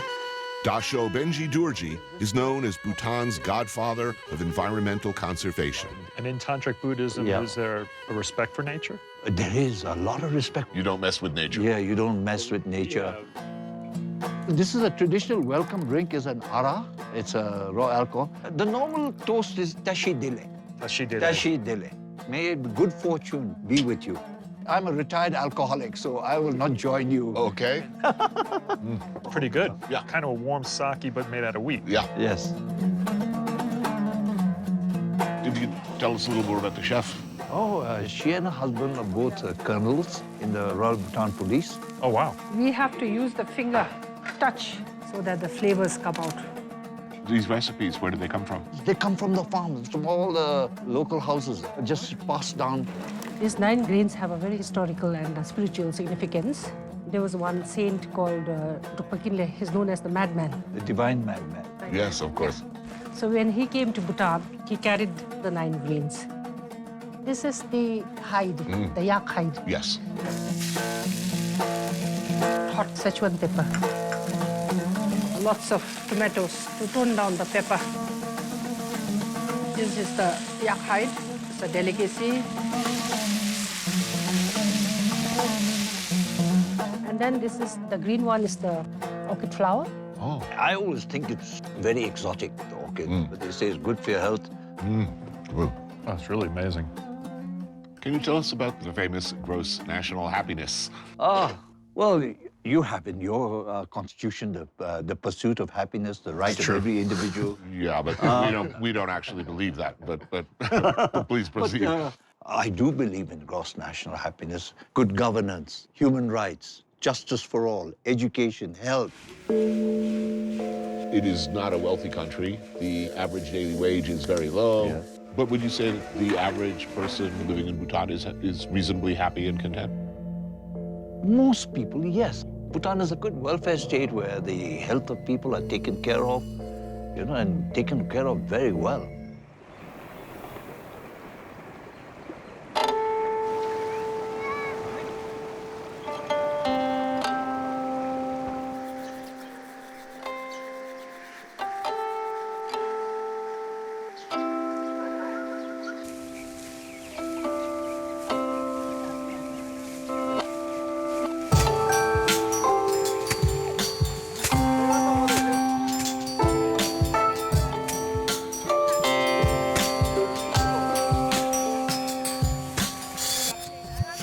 a 2.5-hour drive from the capital to the picturesque mountain village of Punakha.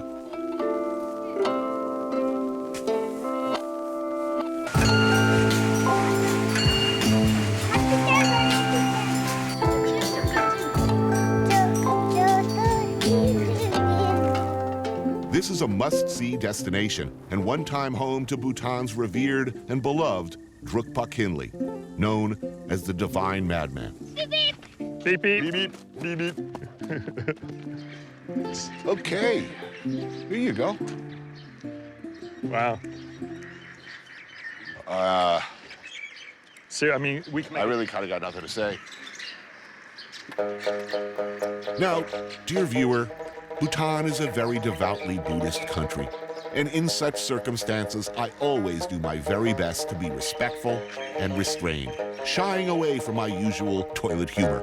Never in the history of television has a host faced a greater challenge. How to talk about what's happening without, without making the obvious joke. God, give me strength as we wander through the valley of the low-hanging dick jokes. I'm trying to be respectful of a 5th-century religious tradition here. For centuries, Bhutan has celebrated the, phallus.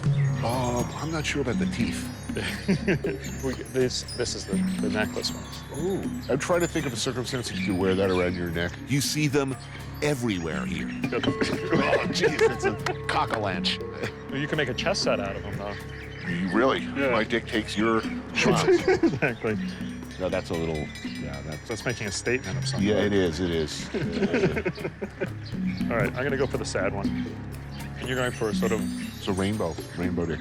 5, 6. I want to see this appearing on the budget, by the way. Exactly, how do you write this off? Do I add a little tip? No. Do we have a bag? Can I pass this along? I'm not walking around with it. You know what I mean? I'm holding tips. I feel like so what do they, tell me what they represent. Embarrassment? All right. All this is the legacy of Drukpa Khinli, a lama and holy man who lived 500 years ago and spread the tenets of Buddhism along with a healthy skepticism for the institutions of power. We are sitting just below the Chimilhagang, which is a temple built in the honor of Drukpa Khinli. The temple is also known as the Temple of Fertility. He reveled unapologetically in casual sex, the copious use of spirits, and seduction, smiting demons and making frequent friends with what is referred to as his flaming thunderbolt of wisdom, which is a term you and I are unlikely to get away with. People from all over the world come here to buy wooden penises and to hear the stories of the divine blessings from the palace, the Phallus Palace. Phallus Palace. They bless you with a phallus. Yeah. Kungasup Tenzin Dorji is a journalist and radio host who knows a few things about the divine madman. The phallus has been a symbol in Vajrayana Buddhism long before Drukpa Khinli came around. It's just that because he was such a character, it's come to be associated with him. The divine madman was a rebel, questioned his own religion, his fellow monks. So the monks hated him, of course, at that time. The establishment hated him. But the people took readily to him because he was a guy who came to your house. It didn't mean that, like other monks, you had to prepare a special meal for him. He probably wanted your latest batch of ara, the local rice wine. And maybe he'd hit on your daughter and your wife as well in the process. So you could imagine in 16th century Bhutan, a person who was known to have performed miracles would strike the fancy of anyone. What were his miracles? Well, things like shooting an arrow all the way from Tibet and landed in a house that's about a few kilometers from here. But he did exist, right? Yeah. Then the first thing he did when he got to the house where the arrow had landed was to hit up on the lady of the house. Yeah, I wouldn't fly these days.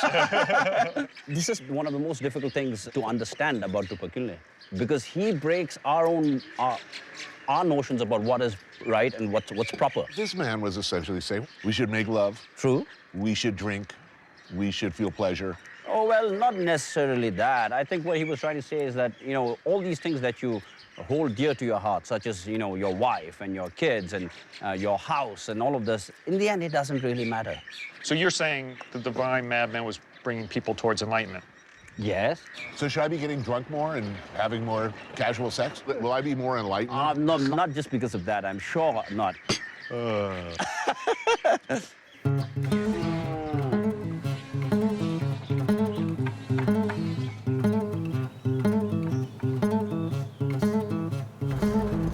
Until about 15 years ago, the East-West Highway was the only road in Bhutan. Bisecting the country, it twists through some pretty gnarly mountain passes, with at times crumbly cliff face on one side. Wow. And harrowing freaking drop-offs on the other.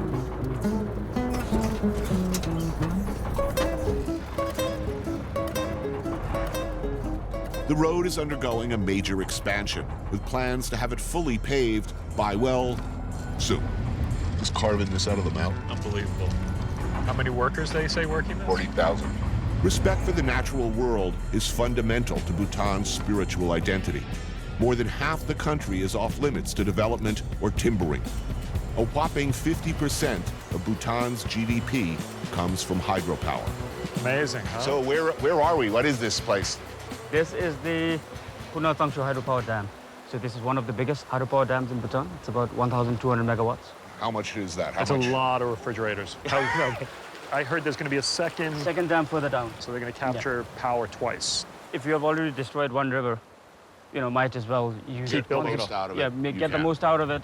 Dr. Nawang Norbu is the director of the School for Field Studies Bhutan program. And what country's building this? It's mostly India. Do the Indians build it and then get the power to pay it? They get the power. We sell it to them, and then we sort of liquidate the loans away. We have 5 such dams which are operational. 5. And I think 6 being constructed at the moment. You know, obviously there's a lot of destruction. It will stop some of the fishes from migrating up and down. We're also talking about a lot of transmission lines. But obviously for Bhutan, I think when we started on the path of development, I think we were left with few other options.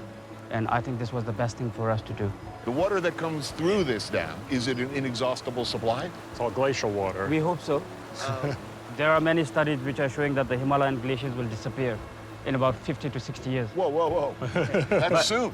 Yeah. Yeah, but nobody knows for sure. I mean, the science is debatable. Are we talking about the difference between 50 years and 100 years? Maybe. Or are we talking about whether it's happening at all? No, it is happening. There's no doubt about it. There's no doubt. And you're not only talking about energy production, but you're also talking about agriculture.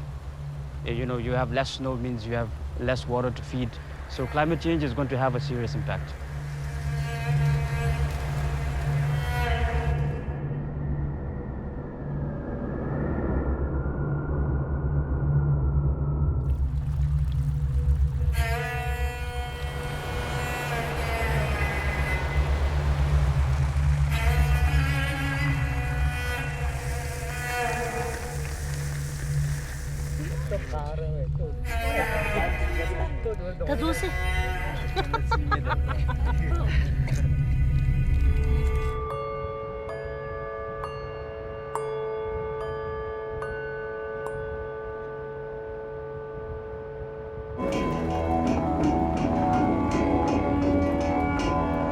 As we head further and further east, road conditions get sketchier. Whoa.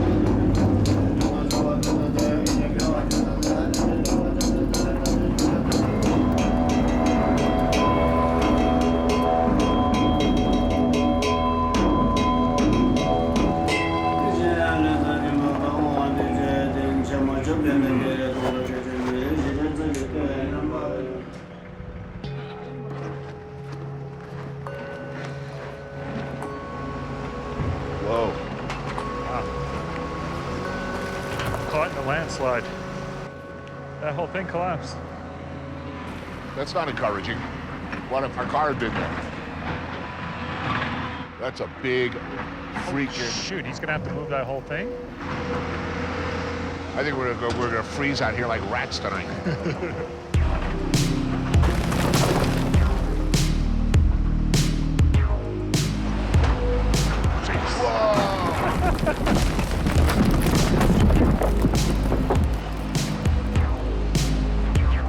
He's looking low, he's going after the big one. Here he goes. Whoa.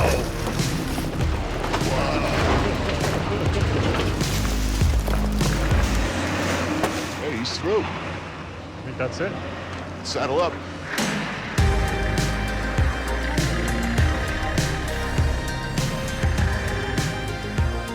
Best song about the road.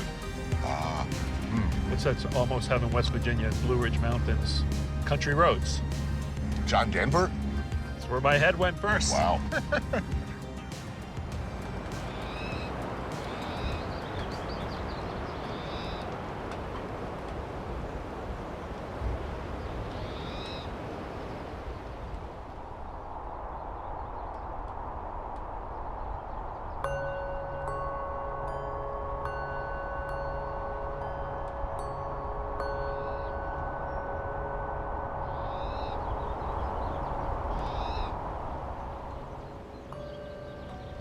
It is considered enlightening and therapeutic to think about death for a few minutes a day. Yes.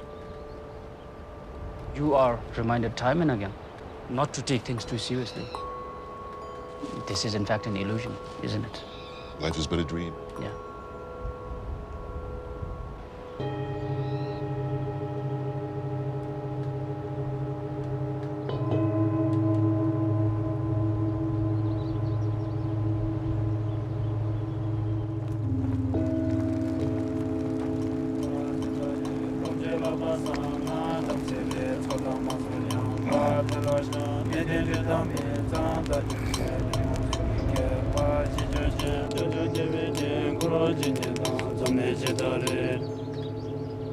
Pelala Pass, the gateway to central Bhutan. Here, nomadic herders and their yaks come down from higher elevations to spend the winter months.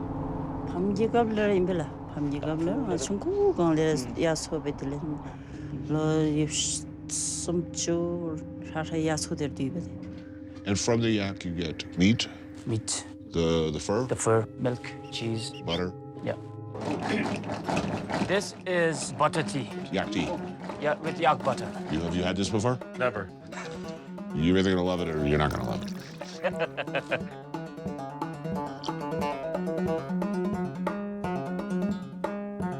It's very unique.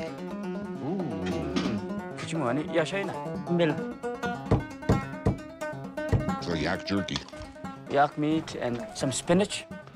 You'll like these greens, man. They're spicy as... Do I have yak? Is this yak meat? Yeah, that's here? yak meat. Okay, I gotta avoid the yak meat. And then these are dried chilies, which are boiled. The yak cheese with boiled dried chilies. Yeah. I'm all over that. This is excellent. Yeah. Excellent. Really good. So yak herding is dying, we're starting to hear. It's People are giving it up. Why? Better opportunities, I suppose. Yak herding is a difficult life. She herself has given up now. So she has given all her yaks to her sisters. So she has a shop and she's gone up the ladder.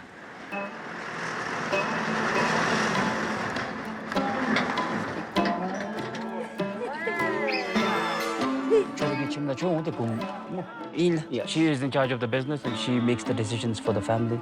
In Bhutan, women are the boss. Women inherit whatever the parents own. It's not the sons. Always. Yes. All inheritance goes to the women. Women. What is this? This is ara with some cordyceps in it. What? That is a cordyceps. Right That there. is the cordyceps. Which is? Essentially, the cordyceps is a fungus which infects the larvae of the goose moths. A caterpillar that has been invaded by fungus? Essentially takes over the whole larvae, kills it, sort of mummifies the whole thing. And then in the spring, it protrudes out again. Is there any caterpillar left at the end, or is it sort of like It's fossilized? just a fossilized. Meaning it is not meat, it is vegetarian. Right.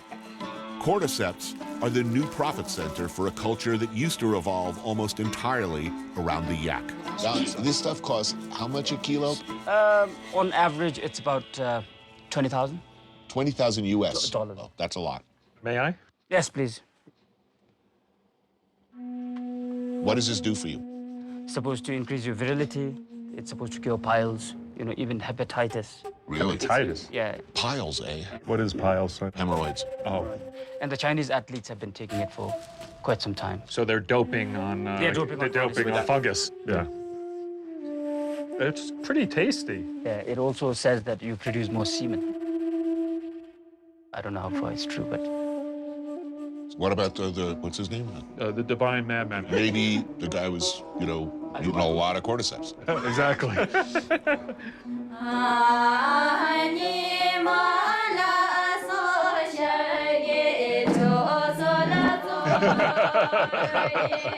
It's getting hot in here. No, it's not actually. It's you, man. What happens if you eat too many?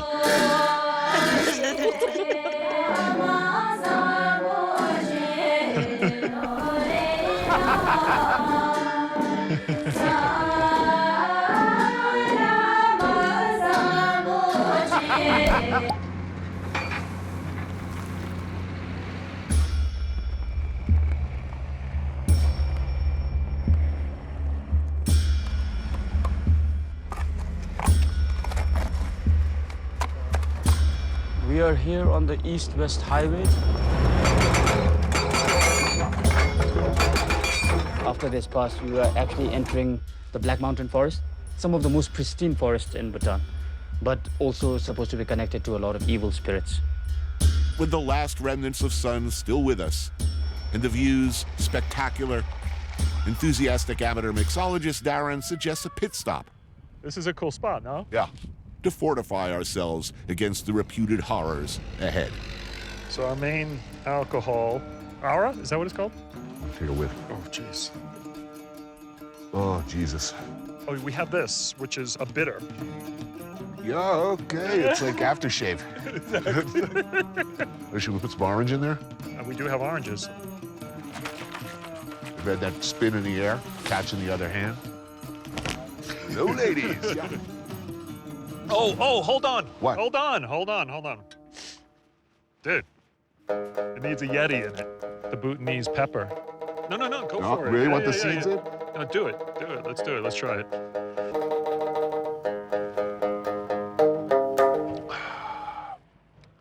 It has a bite. Did you get a little sting? Oh, I'm getting it. Actually, this is pretty good. Yeah, I could drink a lot of these.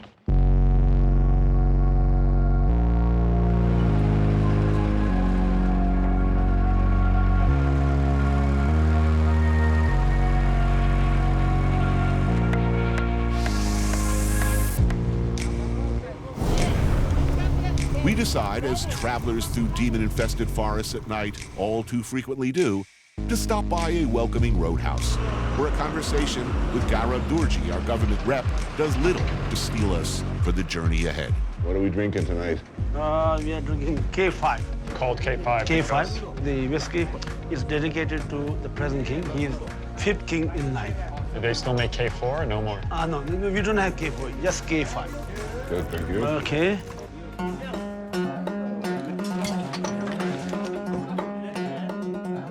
Most of the guys brought in from India? Yes, most are from India. Where do these guys live? They have small huts built at the construction site. In the mythology of the area, much of it likely predating even Buddhism, demons inhabit these forests. Nasty demons. Buddha had 1,000 lives. In one of his 500 good lives, he was exiled to Bhutan because this was the most dreaded place in the world. Maybe that's why you were never invaded. Yeah. One of the evil spirits is called Nyaladim, and she is supposed to be the commander-in-chief of all in the evil spirit. So one of the most terrifying things you could ever see is her face. If you see her, you die. You drop dead instantly. You drop dead. So if Darren has to take a piss, go out in the woods, that would not advisable? No, it's not advisable to go out at night. And no lumbering, no one's cutting down trees No here. one. For as long as we know, the whole mountain range is virgin. But what about putting the road through? I mean that's how you hire Indian guys. The road is on the other side of the mountain. We built it purposefully that way. Really?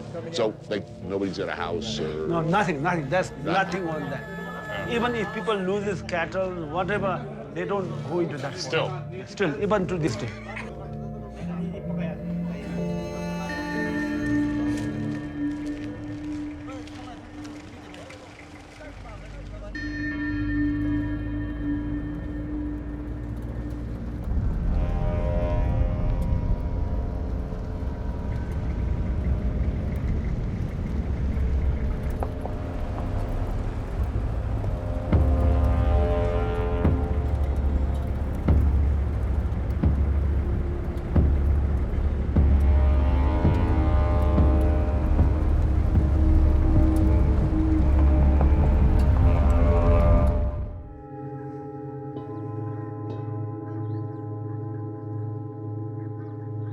Here in the mist-covered valleys and imposing peaks, it's easy to imagine what this place looked like before Bhutan first opened the door to outsiders.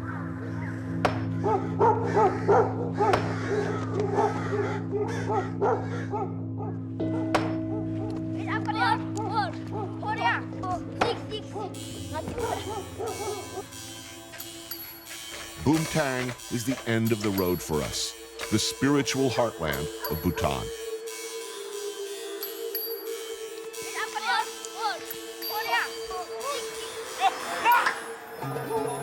Archery is the national sport, an important community event that binds remote villages together in fierce competition and in a rollicking good time.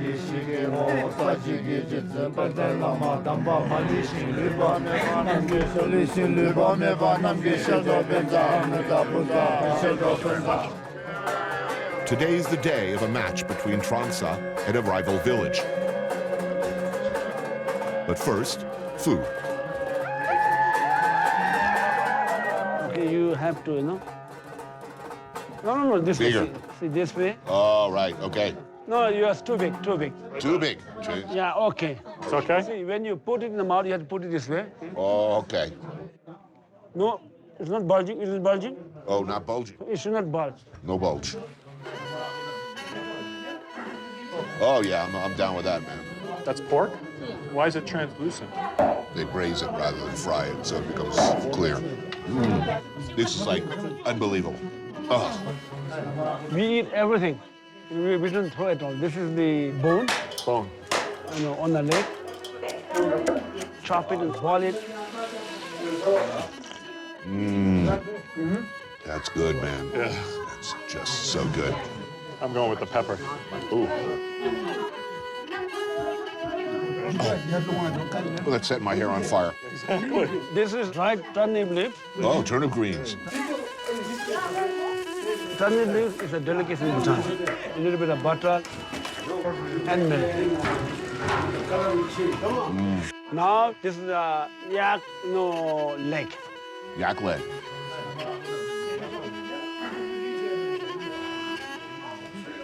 So does meat eating go all the way back, or were people All vegetarian? the way back, all the way. In fact, the Buddhists were considered cannibals. Say that again? Buddhists were considered cannibals. The only vegetable we had was potato and radish. That's it, nothing else. Wow. People don't kill, but they would eat, one another if somebody dies. We are not supposed to eat, actually. You're not supposed to eat yak. No, we are not supposed to eat meat. You're not supposed to eat meat. Buddhism, hardcore Buddhism. But culturally, because of terrain, we had no choice. Right. Ooh, is that beet nut? Yeah. Beetle nut. Oh, can I try? Yeah. I'm not having it. Have you done it? Yes, I have. You asked for it. And you chew up the green? Everything chewed together. It has Like cod. Whoa. Oh, man. You getting a buzz?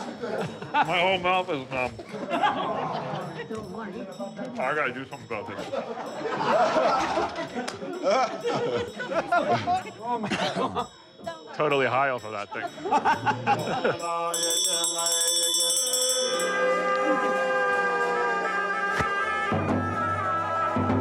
Ah, geez, just stepped into a fresh loaf of shit. Ugh.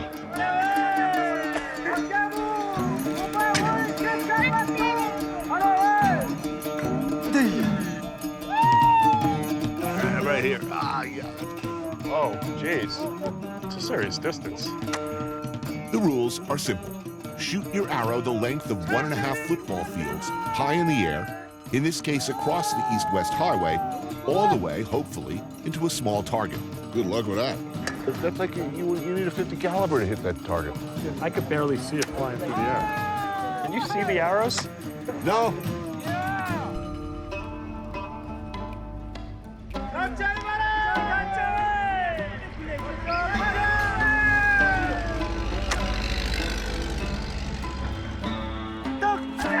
Oh, close. What's interesting is the other team is often standing by the target and hanging out looking cool for as long as possible as an arrow flies in your general direction is standard practice.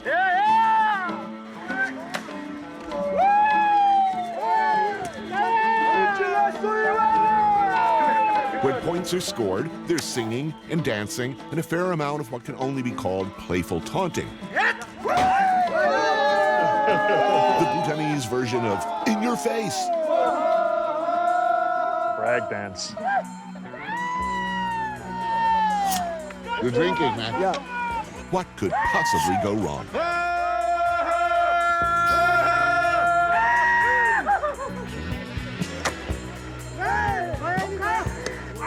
One in a million shot. I love the little kid over there with the juice box, 10 feet from the line of fire.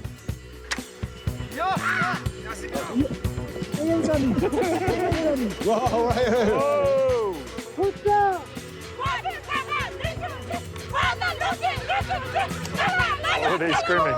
Just want to distract, you know? Why? Not to hit in the target. So they're anti-cheerleaders. Yes. What are they saying now?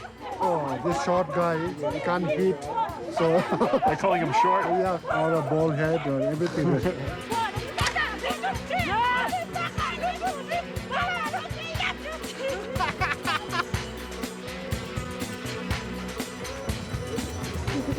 Whoa!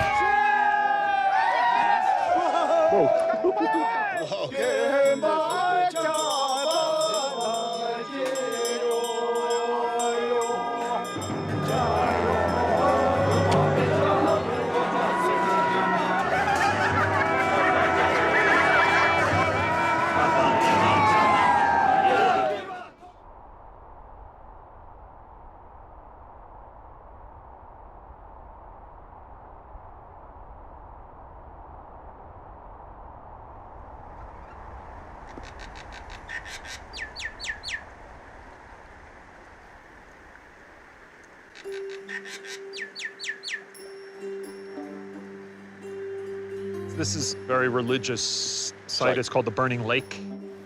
Burning lake or burning river? The Burning Lake, but I think it's actually a river. I see people are leaving prayer flags and these things. These are called sasas, these offerings. Sometimes they're made out of clay and sometimes they're made out of actually the ashes of the dead. Whoa. Wow, that's pretty awesome. It's beautiful. Little pile of incense.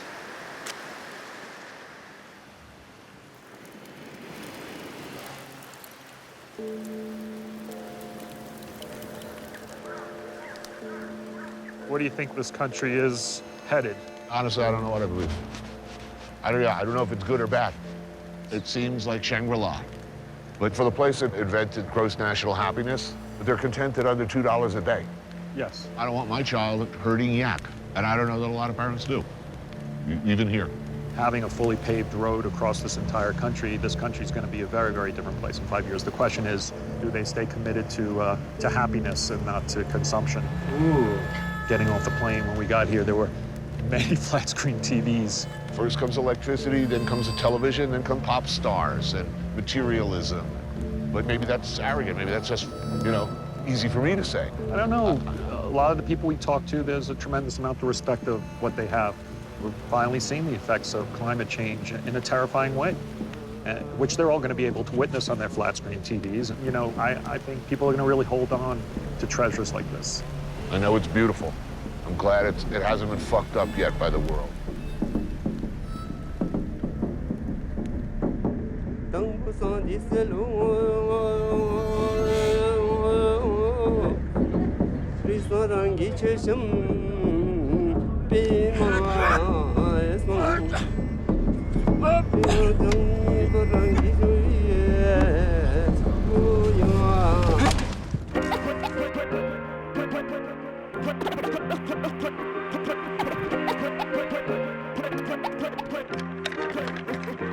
Let's go. Sopay yak, sopay luti, tim lai beta fruity, sopay tuka, sopay tim samo muna kushiti, tim fustik ma volai o molai tu hitma, latsonde gako bitma, tu chureli ratma, tim hat mero hatma hamro ho tu pai ko satma. Sopay tola gebo, jaza koi shega. त्यसरी हाम्रो दिनहरू बित्दै गयो पन्सो पनि धेरै धेरै गर्न थाल्यो मनको कुरो निकै अघि हामीले बन्दै गयो खुसी धेरै थिए तिम्रो साथ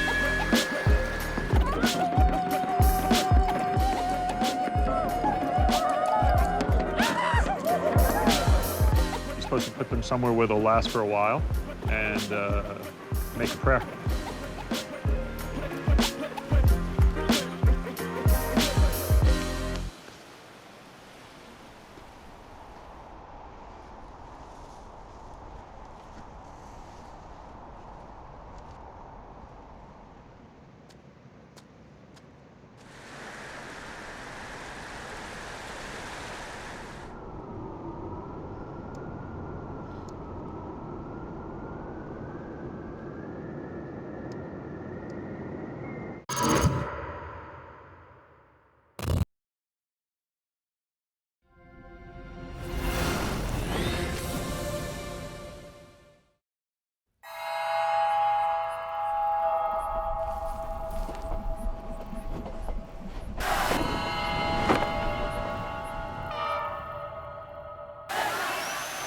Chances are you haven't been to this place.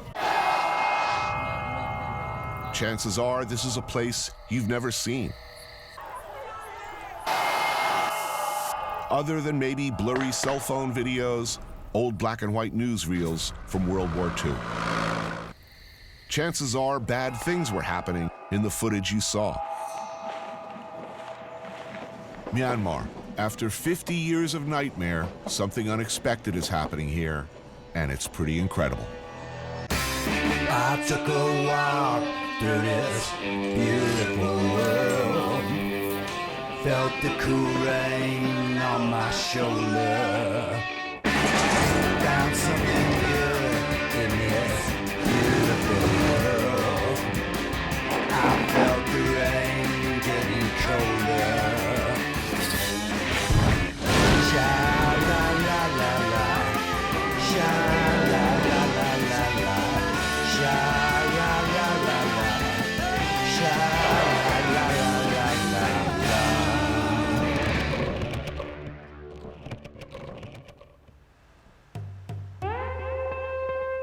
In Yangon, capital city of Myanmar, it's dark. Blackouts are frequent with the ancient power grid.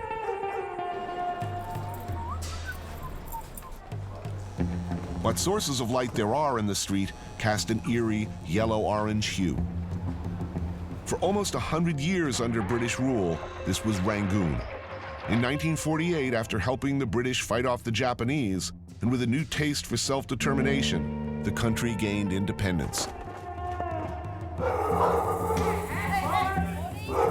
After a decade of instability, however, the military consolidated power and never let go. Elections, they came and went. The results ignored, opposition punished, or silenced entirely. Burma, now Myanmar, where Orwell had once served as a colonial policeman, where he'd first grown to despise the apparatus of a security state, became more Orwellian than even he could have imagined.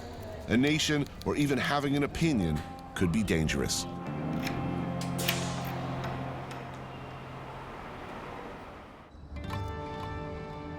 I am very honored to be here at this university and to be the first president of the United States of America to visit your country.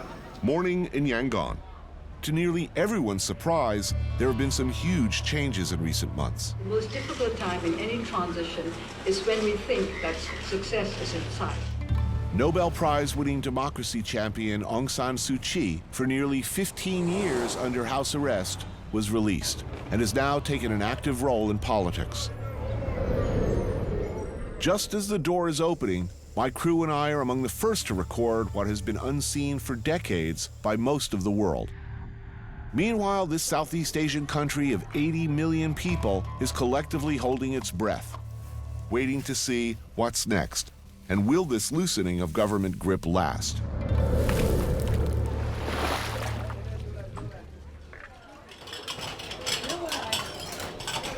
Of course, morning in Yangon has always been about tea.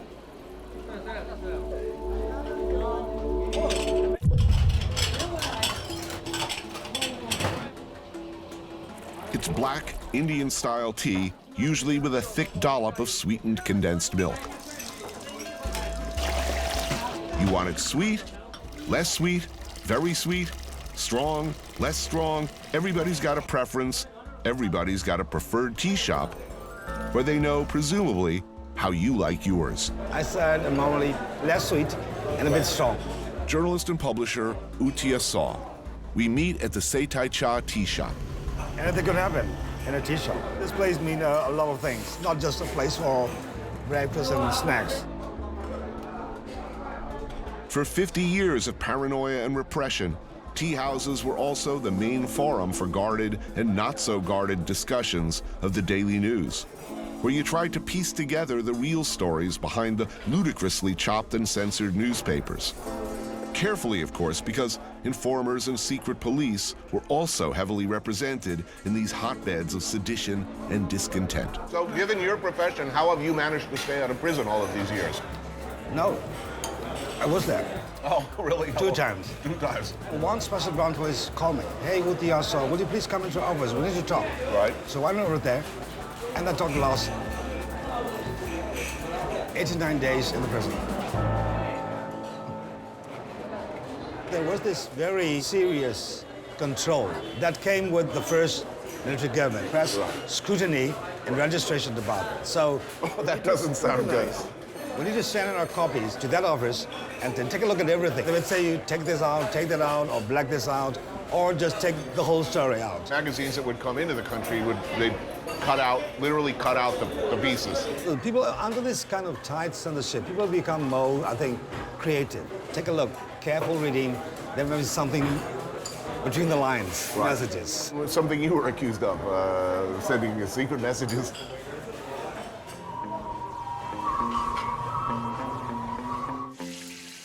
In the back, a cauldron of salty little fish bubble over hardwood coals. Fingers work mountains of sweet bean, one of the fillings for the variety of pastries that are stuffed, shaped, and put into an old stone oven.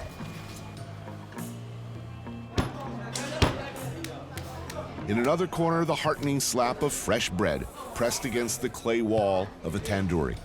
And of course, eggs bob and spin in the magical hell broth of fish, spice, and herb. Mohinga? This I must have. Correct me if I'm wrong. If there's a national dish, a fundamental, most beloved dish, would it be this? Yeah, for example, take a look at all these food stuff. This is Indian, these are Chinese, etc. But then mohinga is a local thing, and it's popular not in the city, but also in the rural areas too. You know, a fish paste with some rice noodles. Maybe with sometimes we put in some crispies like fried beans or fried goats. So these are some coriander leaves. Yeah. You can use some limes. Sprinkle some in here.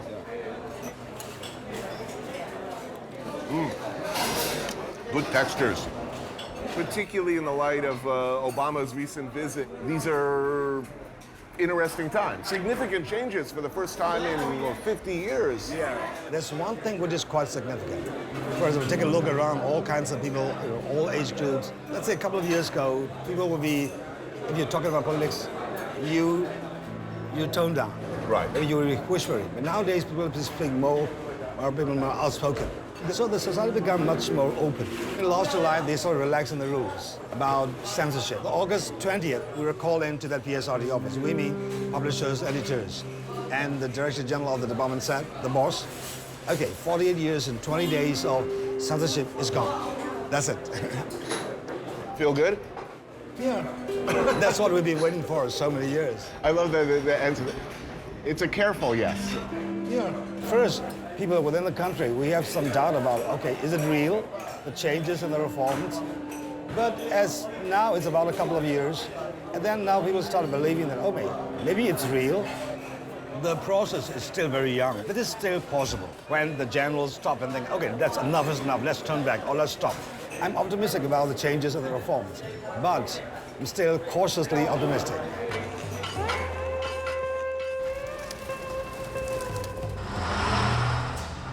In Yangon, motorbikes are outlawed. Why is a matter of much rumor and speculation. So it's the bus for me. Something seems almost out of sync.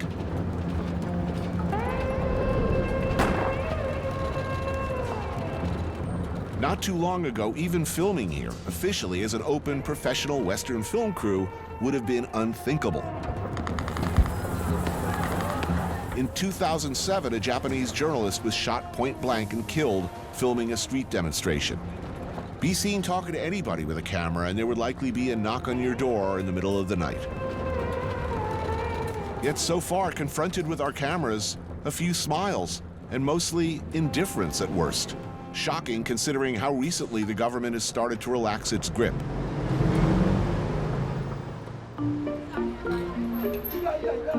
We love to eat, and don't forget, for 50 years we were under two dictatorships, and especially under the socialist era, not a lot of things to do. But cook and share food and, This is Ma Thengi, a famous and very controversial figure in public life. Myanmar or Burma? Myanmar, because that's the original name since the 13th century. Ma Thengi, like U Tia Saw, has also spent time in prison. But on emerging after 3 years, she became, in the minds of many, an apologist for the regime. Fairly or not, I leave to others. Sometimes outsiders act as if, it's only after the military junta went away that, things happen. First we were sort of like in a frozen state, like Snow White, dead. But her many well-known books on the culinary traditions of Myanmar make her a compelling advocate for Burmese cuisine. So you're very passionate about the cooking and the cuisine here, and Well, it's just that I like to eat, and I eat like a pig. This is Yangon's Feel Restaurant. Salads, I think, are the best of our food. I'm going to order a lot of salads that you haven't had. It's going to be like a sort of a tasting thing. There's pig head salad with kaffir lime leaf, long bean salad with sesame and fish sauce, penny leaf salad, even this salad of India-style samosa. everything's out there at the same time. Yes. No first course, second course. No. If I'm invited to a friend's house, the table would be covered with dishes. Right. Covered. And it's really about the interaction between a lot of colors, textures, and flavors in one dish, or different. Different. Yeah. Wow, I'm in love. That's good. Yes, it is. And of course, there's the maddeningly delicious condiments and pickles with which to make each dish your own. You make a lot of different combinations with each mouthful. And this is something very confusing in general in this part of the world. Everybody eats everything differently, very much to their taste. Anything goes. Anything goes. You make every mouthful you can make as different as you want.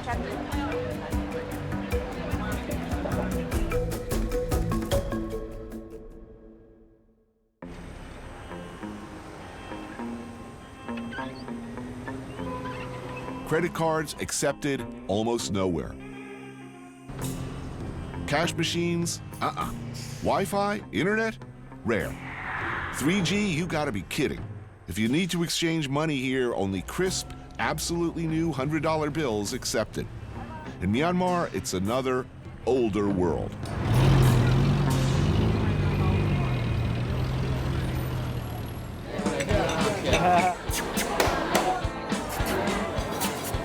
Oh, and what's up with this? With all the kissing sounds, that smooching, kissing, sound that you're hearing all over the place.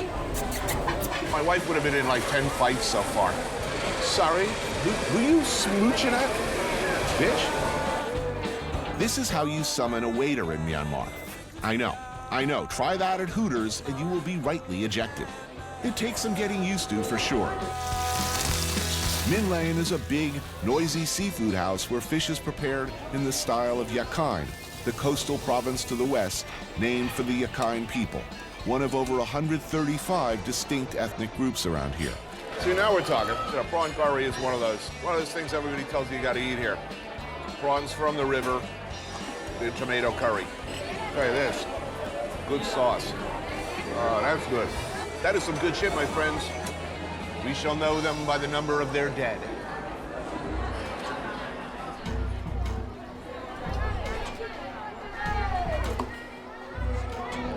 Early morning in Yangon.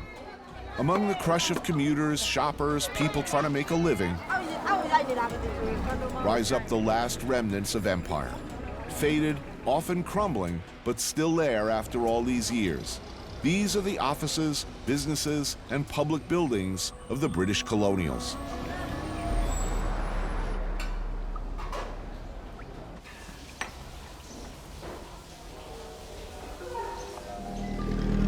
The Sofarer building was once one of the swankest department stores in Rangoon. A century ago, when Kipling's poem Mandalay was beckoning the overheated imaginations of a generation of young Englishmen, here you could buy fine Egyptian cigarettes, French liqueurs. The floor tiles were shipped over from Manchester. Now, people live here. A half-century as a pariah state has left very few of these buildings in good repair, and there are divergent views on whether to preserve them. For many, a reminder of colonial subjugation. For others, a vestige of a golden time.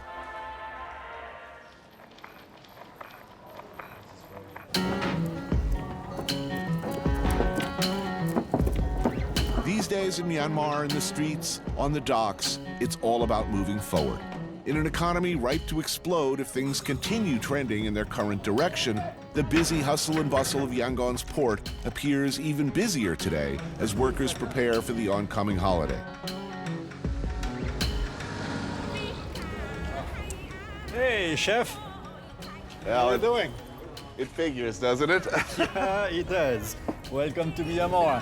Philippe Lajonie, owner, proprietor of my old restaurant, Leal. It seems only natural that you'd be in Burma, Myanmar at the same time as me. Back before anything, before I wrote the book that changed my life from broke-ass utility-grade chef to whatever it is I am today, I'd never been to Asia until this guy sent me to Japan and got me hooked on a continent. Well, there we go. Oh, nice. Chicken head, yeah. That is the perfect mood awakener. Oh, yeah. Philippe travels constantly. He's been bouncing around Asia for decades. Like all good travelers, he's relentlessly curious and without fear or prejudice. It's fantastic.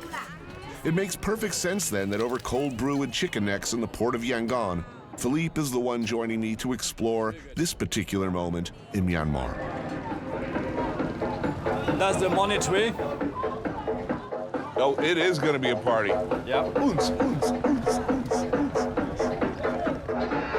Full moon party tonight. Full moon party, Now, that's what right. that means, we have no idea. We don't know.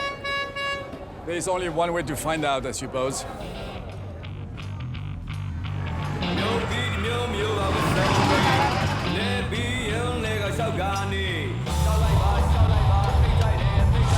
Well, sounds like a party. Oh, it gets crazy from now on. It's Tzongdai, Full Moon Day, a holiday marking the end of the rainy season. And today marks the beginning of 3 days of Break Out the Crazy. Giant speakers compete for attention, everybody cheerfully oblivious to the distortion. Cotton candy, trinkets, tube socks, just like a New York street fair, but with infinitely better food. Oh, these are little birds? Yeah. These guys are really good. Was flying just a bit earlier this morning. I'll tell you, it's the backbone of every street fair in the world, isn't it? Deep fried food. That's right. And here they also have the little batter where they break a quail egg in it. One shot, it's pretty good. That's it, he's happy? All right. This is so tasty. Much less greasy than I thought it would be. In fact, rather delicate. Anytime you tell me crispy little bird, I'm all over it. Good head. Good beak, too. Good beak? Crispy and tender. Oh, and they have rides. Check this out. Okay, it's a Ferris wheel, but the power source, not unusual for these parts, is not electric, it ain't gas. Oh man, are you kidding me? It's human power. You have to see it to believe it. An absolutely insanely dangerous, closely choreographed process of first getting the giant, heavily laden wheel in motion and then getting it up to top speed and keeping it there. Wow, look at this thing tilting out too. And that's the break. 3 guys the other way. Note the footwear, by the way. And it's not just this one. Every couple of blocks, bigger and bigger Ferris wheels, each one with its own troupe of acrobatic spinners. And sure, going for a ride is tempting, but... CNN host implicated in death of 4 underage carnies. Guess the thing just came off the hinges, and next thing you know is rolling down the street and sending those kids flying. If I'd had any idea, I never would have taken the ride, says Bourdain. No, I don't think so. Hard making a buck, but again and again, the seats are loaded with smiling families, the team climbs aboard, and the circus begins again. Good luck.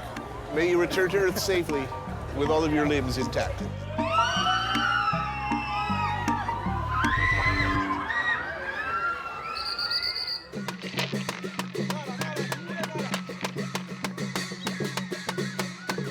Next day of the Full Moon Festival. And whether you're looking out the window at a rural village or at the streets of Yangon, what's happening is probably pretty similar. A tableau of dancing, body painting, car-mounted speakers blasting.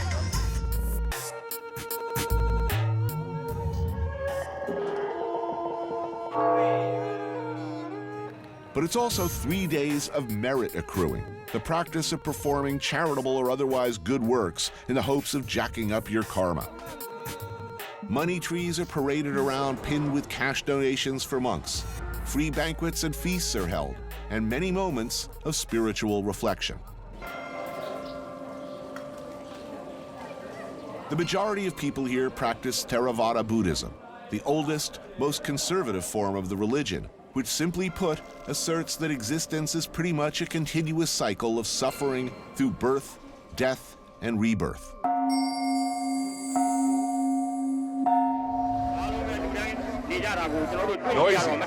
Noisy. Very noisy, yes. The Morning Star Tea House, where I've come, well, for a couple of reasons. Reason one, the must-have, bone-deep, old-school favorite around here, La Pet Toque, the salad of fermented tea leaves. I know, that does not sound good, but you'd be wrong to think that. Take the fermented tea leaves, add cabbage, tomatoes, lots and lots of crunchy bits like toasted peanuts, season with lime and fish sauce. This is absolutely delicious. You like it? Oh, yeah, it's fantastic. Yes, fantastic. Simple, delicious. Things not to be taken for granted if you've been in and out of the joint like this guy, Zarni Bo, activist, astrologer, and 3 times convict. Yeah, everyone I've met in this country so far, in fact, has been to prison. Yes, this happens again and again for us in Myanmar. Almost six years. 6 years, About nearly six 6 years. All the judgments are made by the Kangaroo Code. The Navy, Army, and the Air Force, these 3 officials are sitting all together. They read off, this is your sentence, like that. It happens, only minutes, like that. What is life like inside prison? Nice, very nice. I have a hard time believing it. No, very nice. We can talk to each other, saying some things and use a mirror to look each other. Access to books? No book, no writing thing, no paper. No, nothing at all. A mat and a blanket and a plate and a bowl. Right. Only these are the things that we possess. How's Think the about food? that. The food in prison? Soup. Rice with pea soup. Only 1 meat meal for a week. That's on Thursday. Do you know that in prison, in ancient prison, all the fish has no body, only the head and the tail. No middle part. I could look like this. So there is hope for this country, in your view, yes? Yes. Especially with the Buddhist belief, how to live in situations. Dictators, and the political pressures or even discrimination, everything is happening to us. But the Buddhists say, okay, that's about past life love. If we go do something, okay, next life will be good. There's something pretty cool about meeting people who've been for so long unable to speak, now so unguarded about their hopes and their feelings.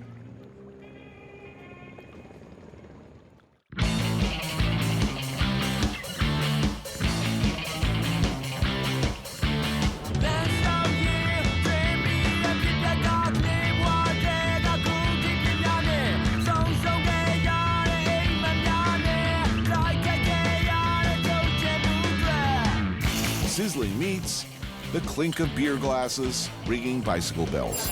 This is Yangon's 19th Street. Does Yangon rock? Can it rock? 98th Street is like a must-go place when you are in Yangon. Meet Burmese punk rockers Side Effect and lead singer Darko. You can come here anytime. There will be lots of people like here. So if you sit here long enough, you'll see every musician in town. Yeah, you can say that. The citywide curfew used to mean close your doors at 11 p.m. Most shops and restaurants still close early, but not here on 19th Street, where you could eat barbecue late into the night. Wow. What do we have here? What is grilled tofu? Yeah, this is pork tail. Pork tail, oh. Yeah. This barbecue is awesome. These young men show exactly how determined you've got to be to rock, especially in Burma. I like to say my early influence was Nirvana, and then Sex Pistols, Ramones, and stuff like that. What American bands do you hate? Personally, Creed. Yes. Yeah. They are like the worst band in the history of like the world. So what's it like having an indie band in Myanmar?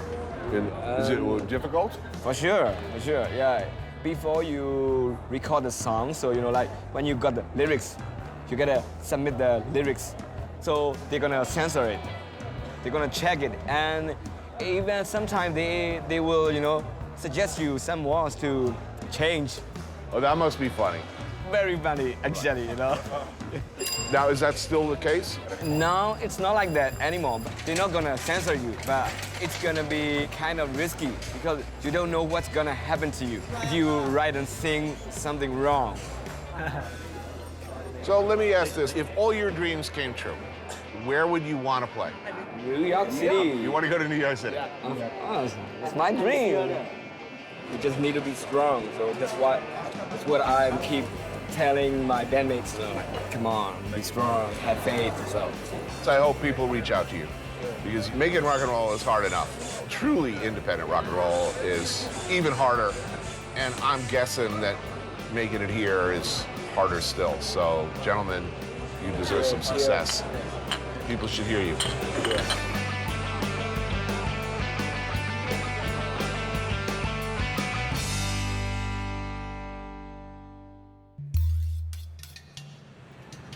So you heard the sleeping car lost the wheel.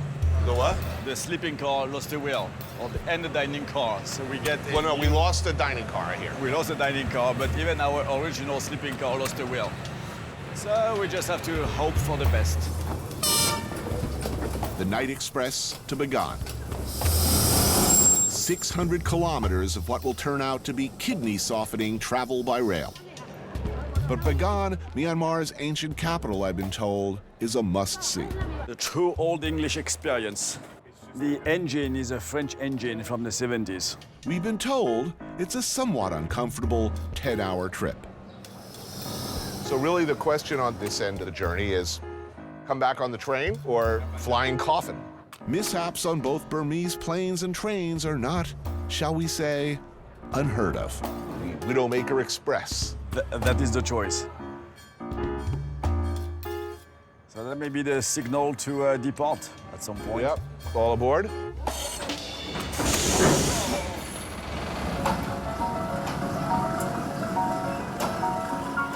Whoa, we're moving. Here we go. Here we go.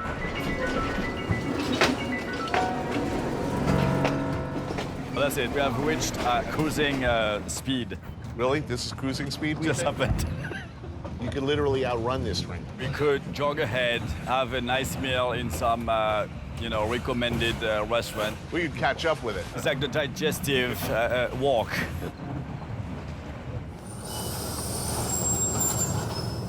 There we go. This is stop number 1 of 75.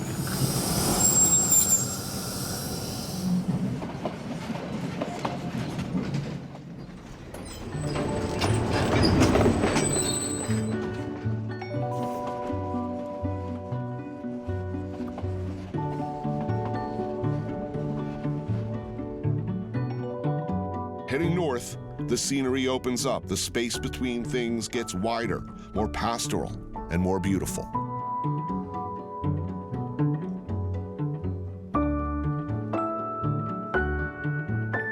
Looking around at my fellow passengers, it could be hard to distinguish between the 135 plus ethnic groups that make up the Burmese population. The very name Burma refers actually to only one of these groups. What they all seem to have in common, however, is tanika, a face paint and sunblock made from tree bark that masks many of their faces. It's ubiquitous here. At first jarring to see, it quickly becomes something you get used to and take for granted.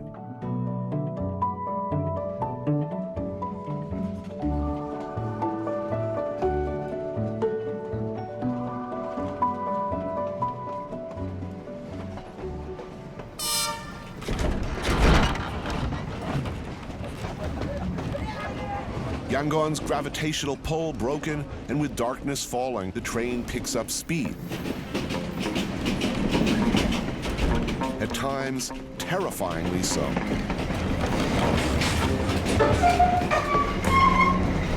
mean, this thing is going to derail at some point. They have lost how many wheels yesterday on this one train? So truly, it's about being in the right car, the one that keeps its wheel.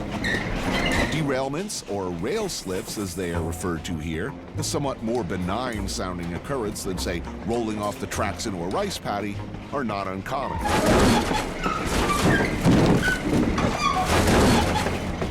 And one can't help wondering what the engineer and conductor are thinking as the train speeds heedlessly on faster and faster. I mean, it must be, what, about 40, 50 miles per hour at this point. What if anyone has ever, like, flown right out of their seat out the window? Yeah, small people, sure. You don't want to be, like, holding a lap dog. Or a baby, or anything. I mean, Try pissing in the bathroom and find yourself launched straight up into the ceiling, bringing to a rude conclusion what was already an omnidirectional experience. Smooth now. It's very relaxing. what kind of beer did he have? I want the same.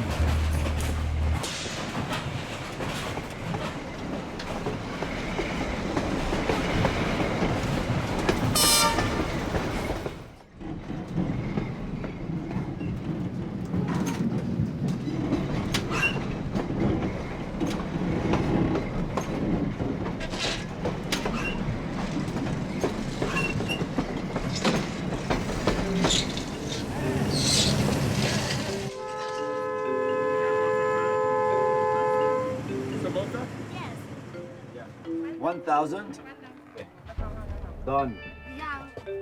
Now, this is breakfast. Nearly 19 hours into our 10-hour trip, and the night express to Bhutan lurches and bounces onward over old and poorly maintained tracks. I'm gonna flow back to New York for breakfast. I had time. What's in yours? Carrots, wood. Look at potatoes. How to make good food pretty. Look at this. A bouquet of fish. Indeed.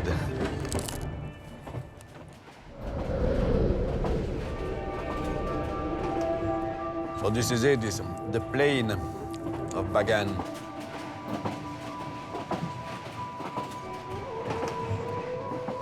Out the window, the modern world seems to fade away, then disappear altogether, like the last century never happened, or even the century before that.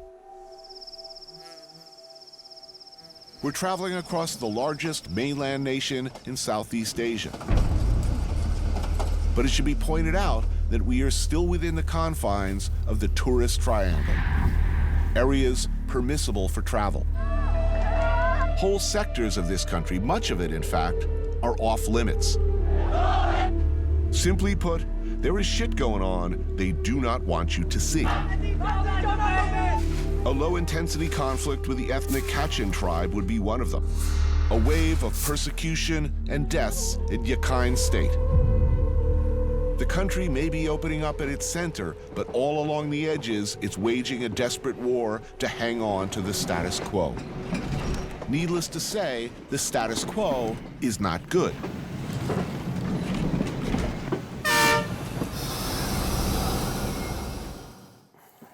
All right. Bagan, here we come.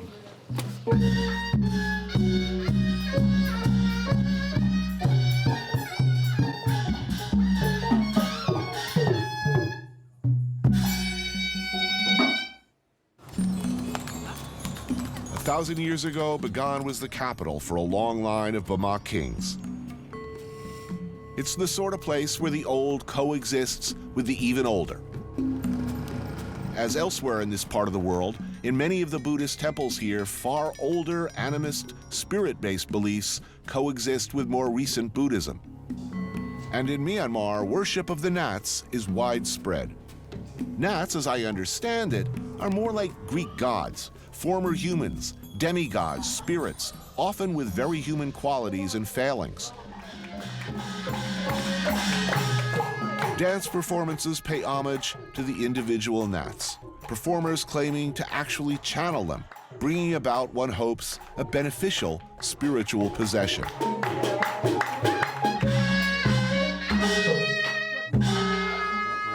But I'm not just here for a Nat Pue. I have a list, things to eat in Myanmar, and this is one of them, chicken curry. And from roadside joints like this, nestled among the temple ruins, you're more than likely to catch a very enticing whiff. Just delicious. Spicy, but not to the point that you want to scream out for mercy, but some heat. Slow-simmered curry served with a side of sour soup made from roselle leaves. With it, you get fried ground chilies, pickled bean sprouts. You get the idea. They always have like these relishes, these dippy type things, these like really interesting salads that I'm like not really a salad guy. The salads here are, they're happening.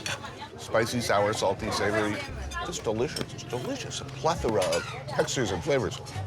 This is a culture that's thought a lot about their food, clearly like eating, like feeding people. They think a lot about those classic balances of flavors, colors, and textures. Best restaurant in the country so far, by the way.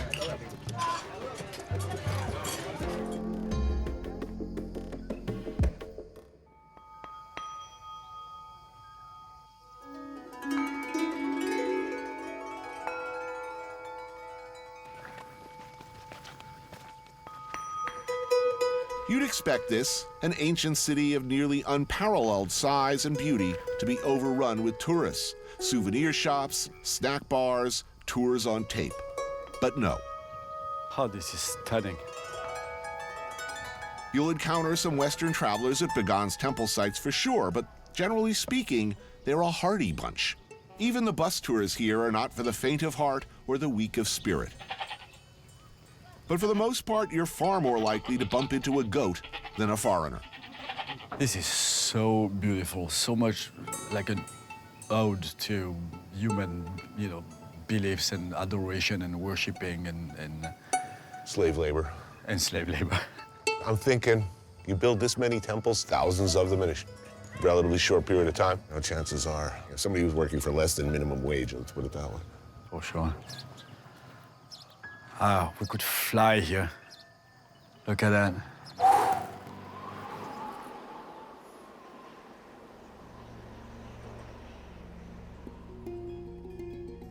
A millennia ago, in a period of just under 250 years, over 4,000 structures like this were built here. They say that a Bama king, Anarata, began this project after a conversion to Theravada-style Buddhism. They started a new temple like every 14 days. Over 3,000 pagodas, temples, and monasteries remain today. Inside almost every one of them, a Buddha figure, each one different. And I like how integrated it is with the trees, pastures, and... Actually, funny you should mention that. People used to live here, but the government came along in the 80s, I believe, and relocated. It was a mass relocation project. So any homes, anything, it was understood this is a good, there's some tourist bucks here. They've relocated the entire population.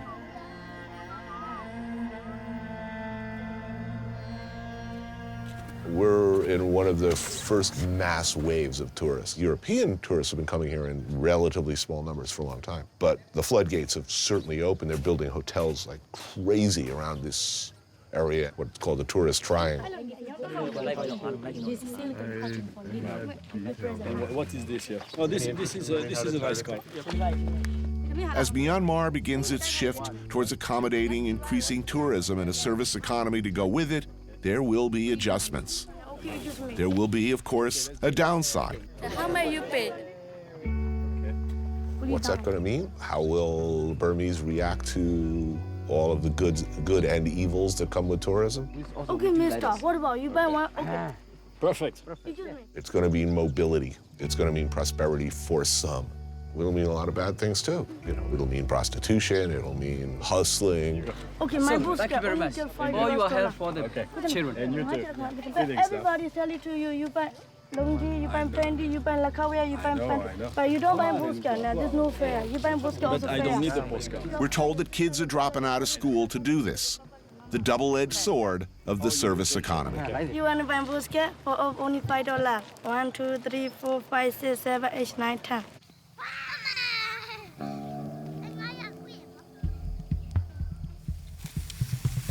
What I'm amazed is how friendly and open people are with us. It's very easy for me to sit here and say whatever I want about the government, right? We can go home. You know, our lives will go on. We don't pay the price for that show. Everybody who helped us could very well pay that price. It should be pointed out that a lot of people did not. A lot of people were very nice to us, but said, look, I've already been in jail. You know, I really don't want to go back. It's a very real concern. What happens to the people we leave behind? You know, one would think that you can't, once freedom, you know, they've tasted freedom, you know. Well, you know, you can put the toothpaste back in the tube, you know, there's no doubt about that. But for the moment, at least, things seem to be moving in the right direction. A country closed off to most for so long, sleeping, a 50-year nightmare for many of its citizens, finally, maybe, waking up. To what? Time will tell.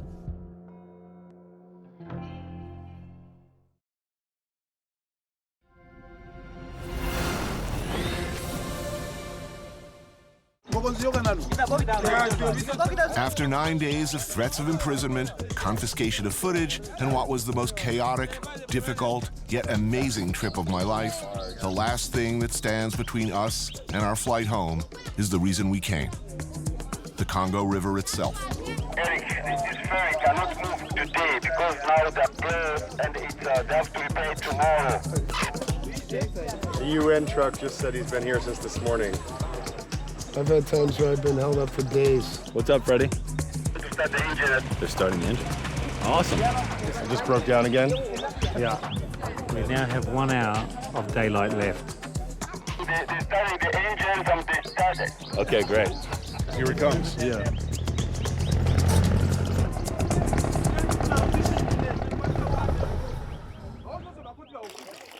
You learn quickly. In Congo, things change at a moment's notice. Welcome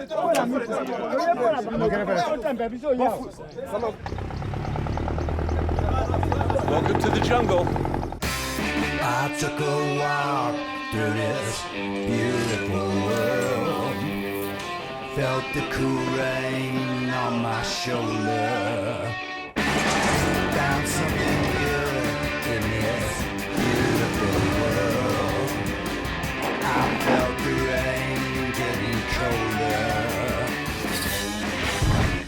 Sha la la la la, sha la la la la la, sha la la la la, sha la la la la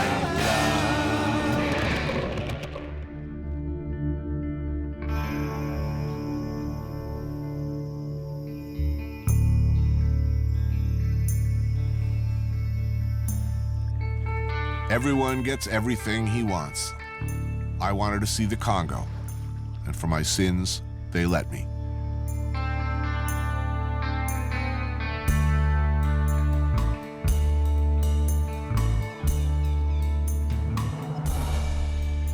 In Heart of Darkness, Joseph Conrad writes of his alter ego. When I was a little chap, I had a passion for maps. At that time, there were many blank spaces on Earth. But there was one yet, the biggest, the most blank, that I had a hankering after. This, then, is the Congo. The size of all Western Europe combined.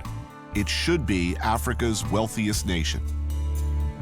But people forget, or never even knew, that the 20th century's first Holocaust happened here when Belgium's King Leopold managed to bamboozle the world into giving him personal title to the Congo.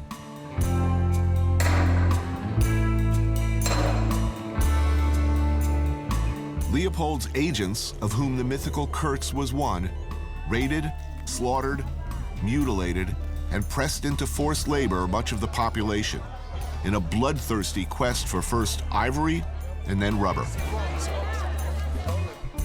When independence finally came, the Belgians trashed what they could and left behind a completely unprepared, tribally divided, and largely ungovernable landmass filled with stuff that everybody in the world wanted. And things pretty much went downhill from there.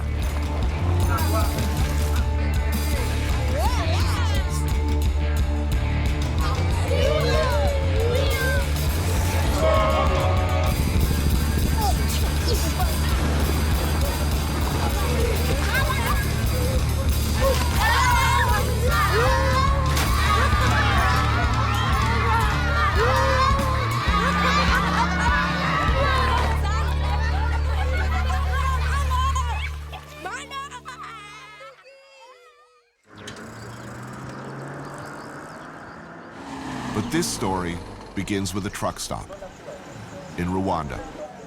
Stocking up in Rwanda, because my expectations for food in the Congo are more measured.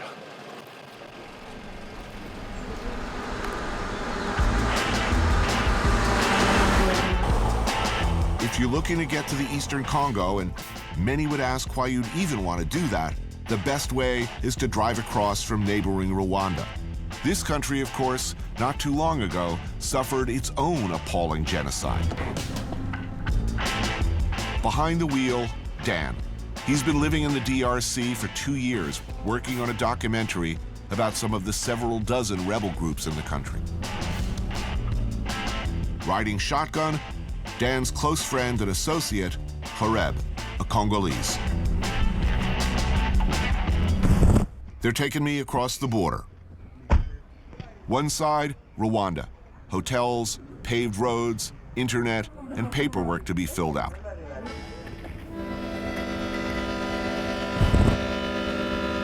Just a few feet of barbed wire, machine guns, and cement walls away, this.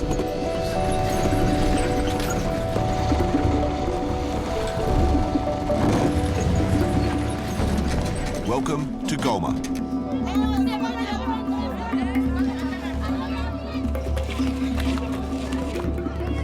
A city of 1 million, a significant number of whom are IDPs, internally displaced people, sitting rather inconveniently at the base of Mount Nyiragongo, a still smoldering volcano. Current street level is about 12 feet above where it was in January 2002 when it last erupted. Lava everywhere, which explains the less than smooth ride.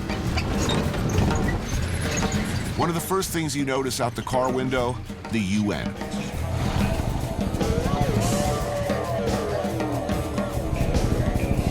About 4 months ago, the M23, one of the various rebel groups holed up in the jungle nearby, invaded the city.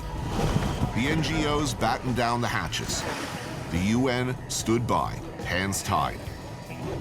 Everyone else had to fend for themselves until the rebels withdrew. The Congo is a place I've dreamed of visiting since before I ever thought I'd get the chance to travel the world. Close your door. Actually being here, I'm not so sure.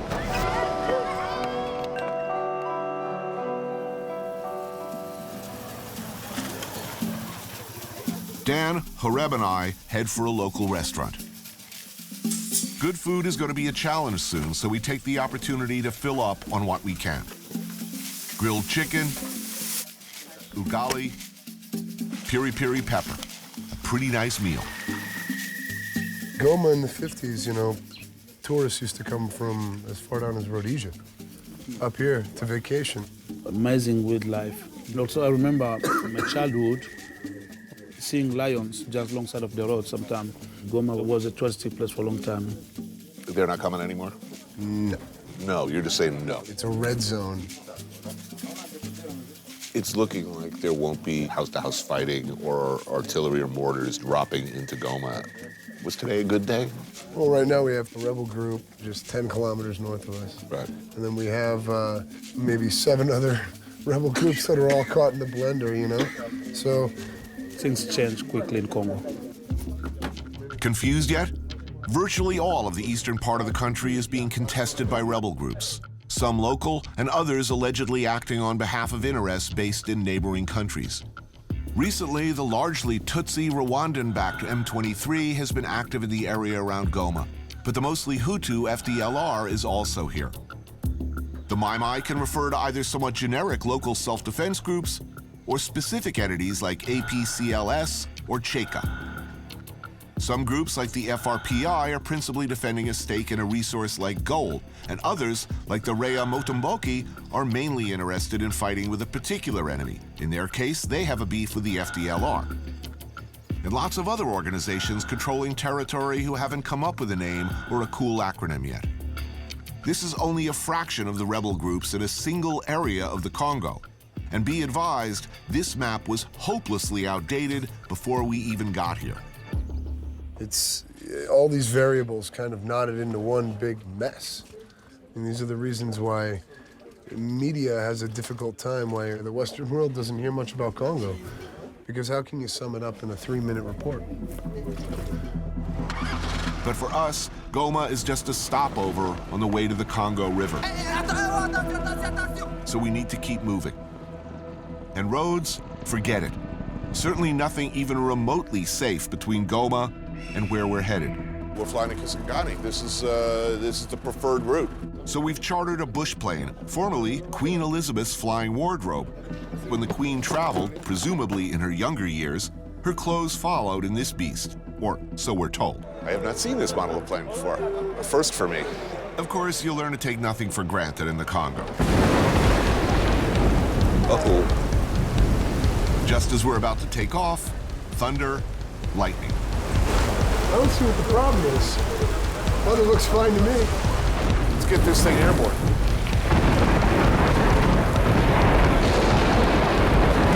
Wow, nice. Best to wait this one out a little bit. Crashes are pretty commonplace. Not so long ago, a plane with nearly 100 people on board went down on the same route we're taking today. No, most planes that crash in Congo crash because of the weather, right? Yeah, most of the time, yeah, but... Not us. Don't worry. Impossible, man. The weather clears up, sort of. So we decide to give it a go. When the weather is very bad, stay on the ground. That's So, all. what about rebels? They shooting at the planes? No, normally no. Okay, we'll see you after your trip. Yeah. Okay, have a good one.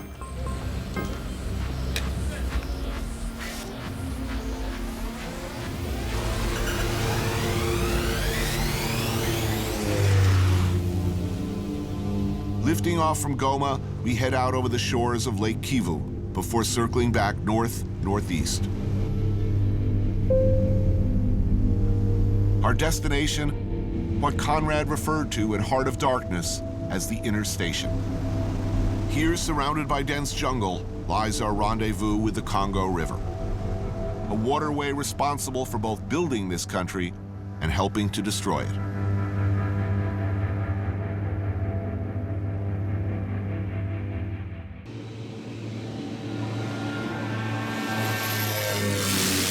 Two hours out of Goma, we land at Kisangani.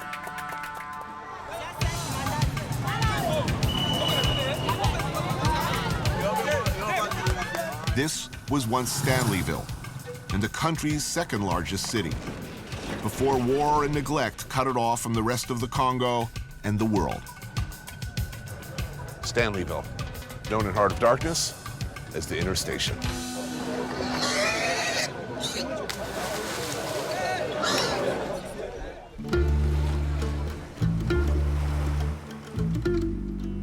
The Congo River stretches across the country's middle. Conrad describes it as a twisting snake with its head in the Atlantic Ocean and its tail buried deep in Africa's heart. To Europeans, it was a natural route to transport slaves, ivory, rubber, minerals, the commodities upon which modern-day Brussels and Antwerp are built. For the Congolese, both before and after the Belgians, it provided more basic things. Water, to wash, to clean your clothes in, to cook with, to drink. Also fishing. Since long before the expeditions of Dr. Livingstone and Henry Morton Stanley, the Wagenya tribe has been fishing the river in unique fashion.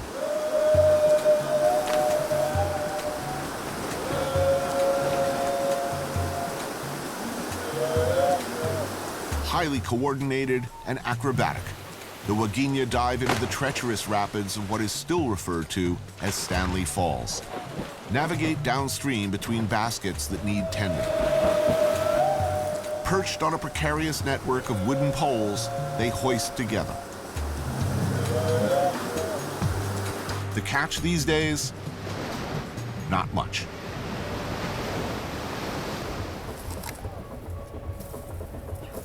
So this is the second biggest falls in this Congo River. Oh, yeah? Yeah. Ogi is a Wagenya fisherman and was a guide bringing tourists to his village. Since the last two wars, Kisangani tourism has been pretty much non-existent. Chief of the Wagenya, Pierre Mosala Abeka, it is said, is a direct descendant of King Ntendebuma Ifila, who greeted Stanley in the 1870s. Please thank him for the privilege of seeing his community.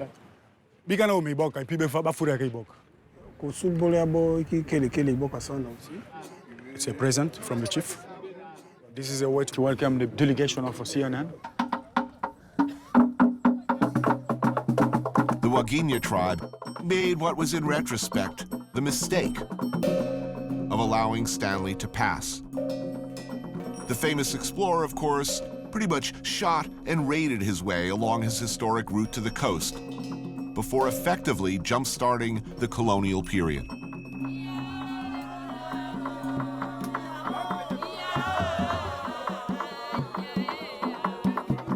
Using Stanley as administrator, King Leopold of Belgium claimed the Congo as his personal property. Under Leopold's reign, men, women, and children were tagged with numbers, separated into groups, given production quotas. If they fell short, they were whipped with the shikot, their hands cut off, hanged. An estimated 10 million Congolese were either starved, worked to death, executed, or just killed where they stood, all in just over 20 years. By the end, half the population of the country was gone. Have you ever thought about all those years ago, if your people had just killed Stanley? Somebody else has to come. Somebody else would have come.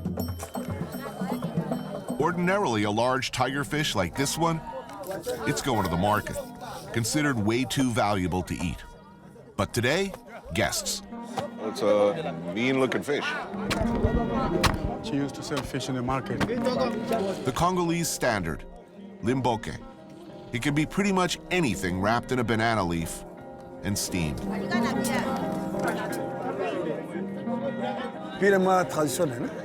Typical traditional.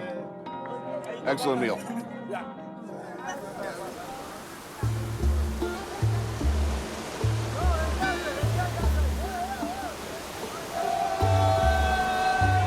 A lot of work. Though it looks like they're not having an entirely miserable time of it. The water looks good. On a good day, how many like this? On a good day, 50. 50? Yeah, 50. That time, two ancestors. Ancestors didn't use to catch it. They just catch the big fish. One basket like this, they used to catch about 10 big fish. But situation changed. The tourists used to come and see how the fishermen are catching fish. Right, hundreds of them used to come, yes? Yeah. Well, things get a little better here. Maybe they come back.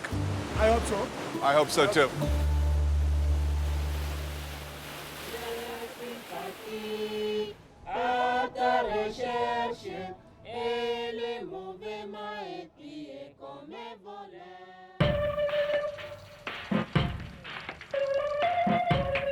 After Leopold, the Belgian government took over and pretty much continued as before. An apartheid-like system of what's mine is mine and what's yours is mine. By the 50s, there was a beautiful modern infrastructure built. Railroads, hotels, sports clubs, schools. The envy of Africa. Humphrey Bogart and Katharine Hepburn were here while filming The African Queen. They stayed at the luxury hotel, the Pourquoi Pas. This is the Pourquoi Pas now. Like everything else of that time, a hollow ruin inhabited by squatters or simply eaten by the jungle. But none of this was ever for the Congolese. They weren't allowed in many of these buildings except as help. Not even allowed to walk their own streets after dark.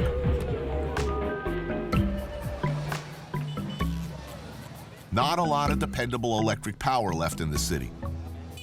But what lights do glow around town, much of it comes from places like this. Small kiosks serving the Congolese version of barbecue and what passes for cold beer. Christian is one of our fixers, tasked with keeping us on track and out of trouble. Which, believe me, is a big job around here. You know, it's an amazing looking city. If you just blur your vision a little bit, you can see it the way it used to be. Beautiful. I think it could be the best place to live. Very kind people. People like listening to music, sitting, taking their beers, eating. What's a Congolese word for barbecue? Barbecue. Cheers. Cheers. I like any meat on a grill. It's looking good. Grilled goat with kabri, a traditional goat stew on the side. Now we're talking. They roast it and they put some sauce on it. That's delicious. As you can see, people don't eat meat. Meat is quite expensive, almost $2. Which is a lot. That's more than most people make in a day or even 2 days. What are the first things you buy if you're very, very, very poor? Very poor, soap. Soap. Yeah. Because at least you have to look a bit clean. So soap first. Soap. But in between, as Congolese, you got to think of dressing, looking smart, clothes. All these Congolese you can see here, right. If you give them $10, they'll think of at least buying soap or food and keep maybe $1 to buy a shirt. So that's called pride. Yeah. And there's hope. You can plan for tomorrow. For tomorrow.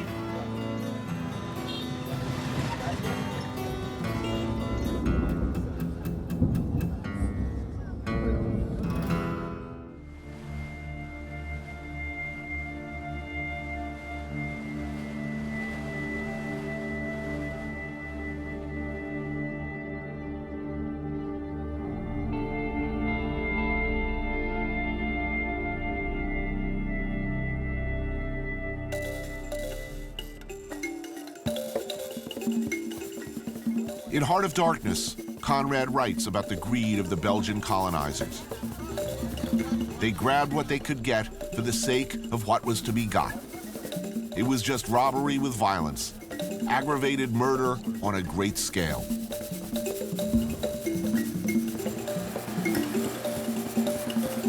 And after 75 years, the Congolese had had enough. But independence came quickly. And when the new country managed to inaugurate their first democratically elected leader, Patrice Lumumba, the CIA and the British, working through the Belgians, had him killed. We helped to install this miserable bastard in his place, Joseph Mobutu. he stole billions of dollars from his people and pretty much became the template for despotism in Africa. Needless to say, this situation deteriorated over the next 30-odd years. And by the time Mobutu was done, the Congo was mired in a series of civil wars, the government was no longer paying its bills, and the trains basically stopped running. This is Kisangani Station.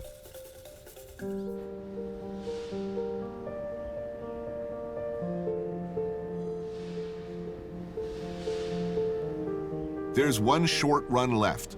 Service once a week when operational, which isn't often, I'm guessing. Abandoned by the Belgians, shot up and stripped by rebels in the 90s. The station, the engines, the ancient passenger cars, and the tracks themselves have slowly receded into the jungle.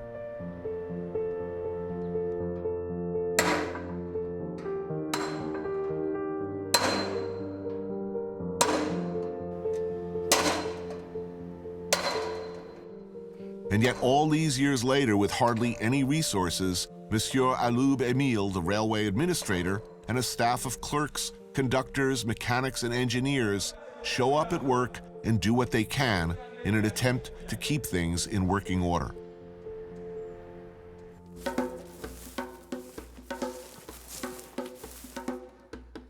How do you do? He said that you are welcome to see this place. How many employees still work here?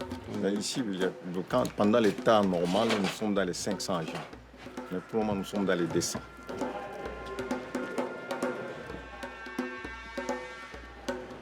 So at one time, you could dispatch a freight to South Africa? Oui, justement, vous pouvez quitter ici jusqu'en Afrique du Sud, avec des correspondances évidemment. So a hypothetical question. If the government said, okay, we're ready, we have the money, we would like to, as quickly as possible, get operational. Does he have the workers ready to go? Oui, parce que si nous roulons aujourd'hui, c'est suite aux compétences humaines que nous avons. Parce que tout est presque bousillé.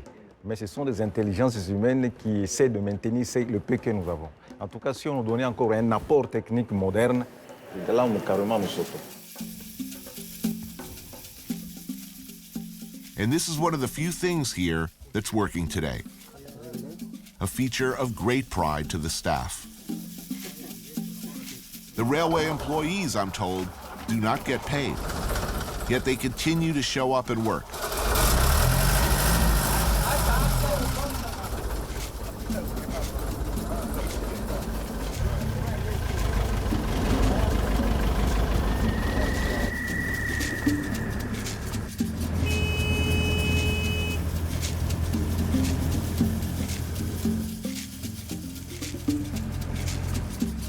It is said of the building of the country's once vast rail network, one Congolese died for every single tie.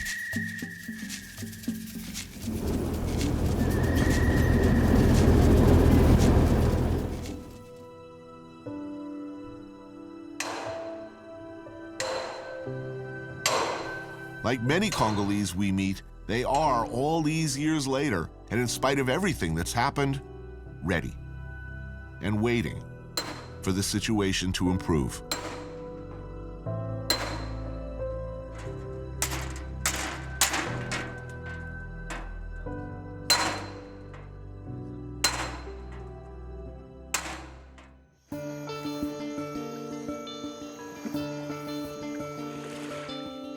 You lost your way on that river as you would in a desert, till you thought yourself bewitched and cut off forever from everything you had known once. So Conrad described the Congo after piloting steamships in the early days of Belgian colonialism. I've had something of a multi-decade obsession with the Congo. It's been kind of a personal dream, if you will, to travel the Congo River. And now, for better or worse, I get that chance. We've rented a trusty vessel, and I shall dub thee the Captain Willard. All right, did you maggots load the chickens? Finding food along the way, it's anticipated, will be a challenge.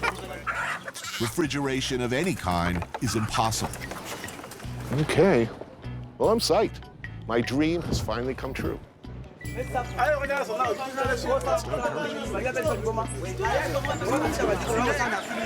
Blocked by officials? Well, this could be months. Okay, let the probing begin. We need this boat to move now. How do we do this? Let's get underway before they figure a new tax to levy on us.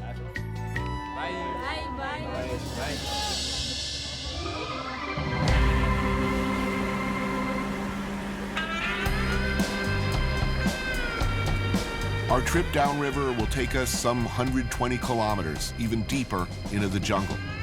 But instead of Kurtz and his ivory hoard, a crumbling Belgian research center with a shadowy past awaits us at our destination. This is a turn of the century map. So as Kisangani was then called Stanleyville, Leopoldville, that would be here. Oh, like 3,000 kilometers or something like that. A long way to go if we were taking the full ride. That's what we're doing, right? All the way to the Atlantic? You didn't tell them yet? I don't think we have enough spam, gentlemen.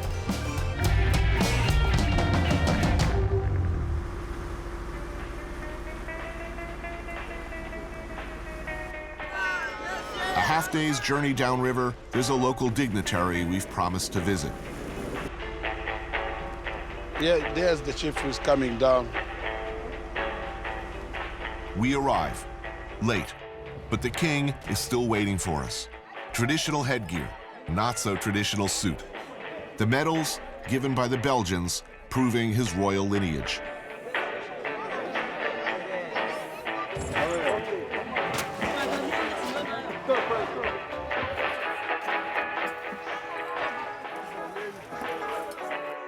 This place belongs to the Bambole ethnic group. And he's the king?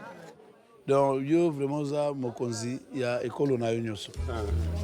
My father ruled from 1928, and I came after him in 1963. It's a lot of history. Incredible. We give him a goat as a way of saying, I'm sorry for being so late, and sorry we can't stay longer. And he gives me a simple yet hefty-looking bracelet, which only later do I come to appreciate for what it is.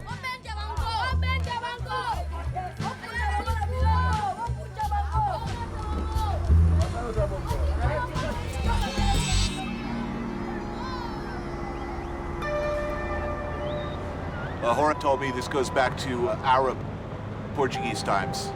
It was the Arabs who taught them how to do this. So they wear them on their wrists or their ankles. This is older than our story, probably. The chief said his father gave it to him in 1935. So who knows, man? Wow. So where'd you get the bracelet? Oh, an African king gave it to me. Congo River. Where'd you get yours?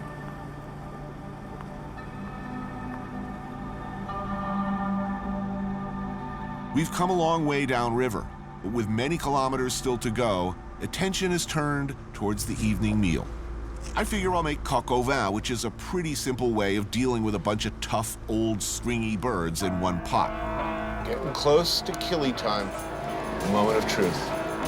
It's quickly getting dark, and I'm very aware of a number of things.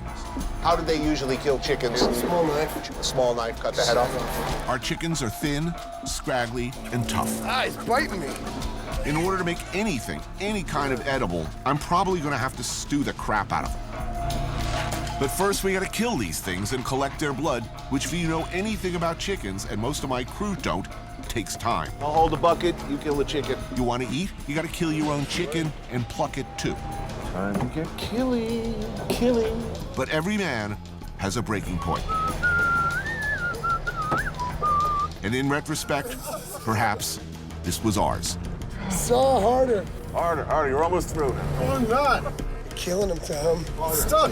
Clean kill. Clean kill. Now you can join our treehouse.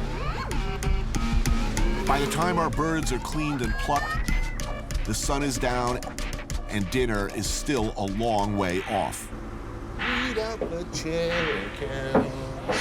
It's time to kill chickens. Somewhere down the Congo River, and I'm continuing to deal with a few pressing concerns. The one knife on board is as sharp, really, as a soup spoon. And soon I'm frantically trying to rip out the backbone and guts in one go with my bare hands because the knife ain't shit, and it's getting darker and darker, and the damn generator keeps kicking out. And I really need a light so I can see what I'm cutting. I can't cut what I can't see. There's only 3 light bulbs on right now. There's only 240 watts. There's no way it's the draw. They're not going to eat at all.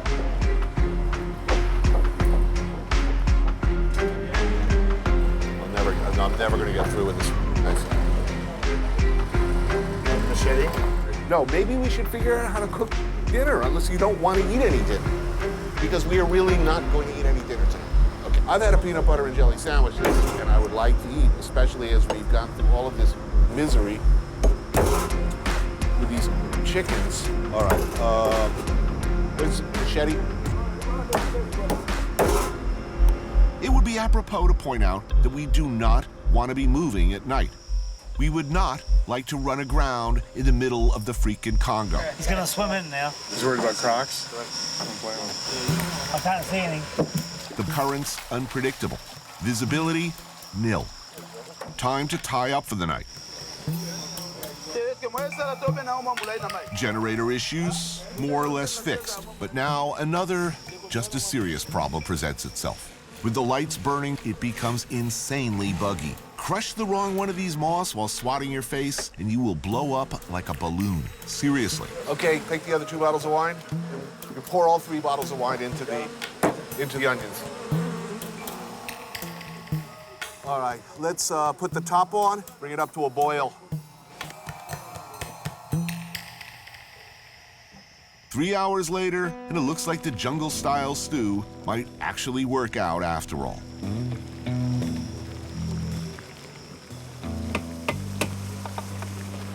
Okay, someone wants to bring this over carefully to the table. All right, let's eat. At tab. Bon appetit. Bon appetit.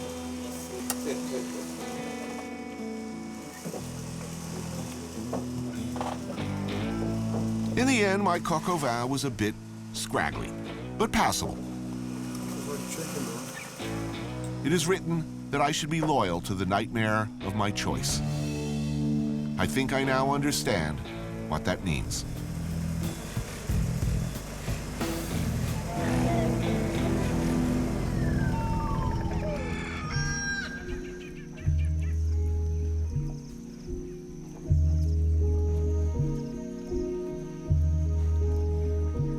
Next morning on the river, and of course, we're not alone. Fishermen from all the surrounding villages have heard of us and have, long before we're even awake, come by to check us out. Hey, you ever find a couple of onions for me? Don't go crazy. If we don't have, we don't have. I will not go crazy. All right, I will get on the spam and egg patrol. I may have invented the stealth bomber. Really, this will be our crowning accomplishment as a culture. Get in there, boys. Once we finally get there, we still have to get all the way back. Coming back was never part of the plan, man. We're not coming back. Yeah, they'll find us 10 years later, naked in the bush with like a necklace of Spam cans. That was glorious. Time to get back out on the river. We have places to go. 2 days down the Congo, we're finally nearing our destination. It's an abandoned Belgian research station. And it's still functioning in some capacity, but the Ngombe itself goes about 30 kilometers in. There's over 250 buildings. They were doing it all here. Much myth and legend surrounds this place. Oh, there we go. Yeah. It has been inferred by some that the Belgians conducted uranium enrichment and a host of bizarre experiments here. However, the facts would suggest the scariest thing to ever happen here, some genetically modified banana varietals. You made it, man. Young Gambi.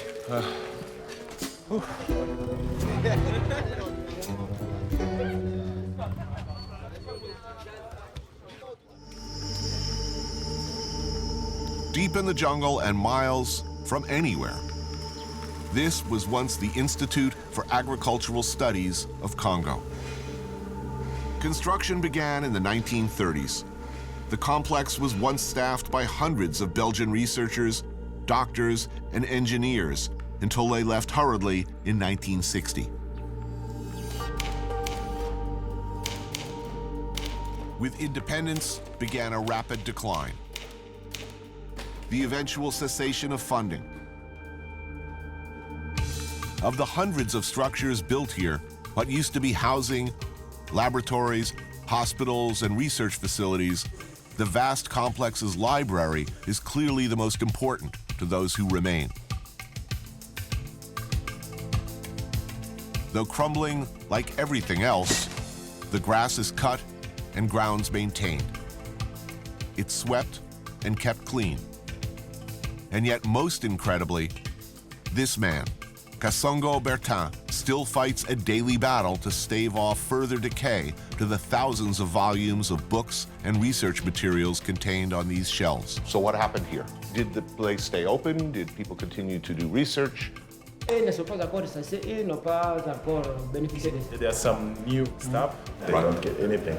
But for those who have been there for long, they get an allowance from the government. Independence comes. What happens here? Les Blancs sont partis. La plupart ont trouvé qu'il ne fallait pas rentrer directement à chose. Comme l'INEAC continuait à œuvrer au Rwanda et Burundi, la plupart ont traversé de l'autre côté. So, unless I'm mistaken, the gentleman just said that cutting-edge research moved to Burundi and elsewhere. The Congolese who remained, their mission all these years later has been to preserve the patrimony that existed. All this was state-of-the-art back in the 50s when the library was built. But for 20 years, there hasn't been electricity to run the dehumidifiers to keep out the damp. Through so many wars, through all of these difficulties, he has maintained this facility to an extraordinary degree. Why? Pour m'avoir maintenu. Pourquoi? Parce que c'est ainsi qu'aujourd'hui on m'appelle doyen. On m'appelle doyen à cause de ça parce que si je ne suis pas là, rien ne marchera plus parce que je suis déjà connaisseur de tout cela.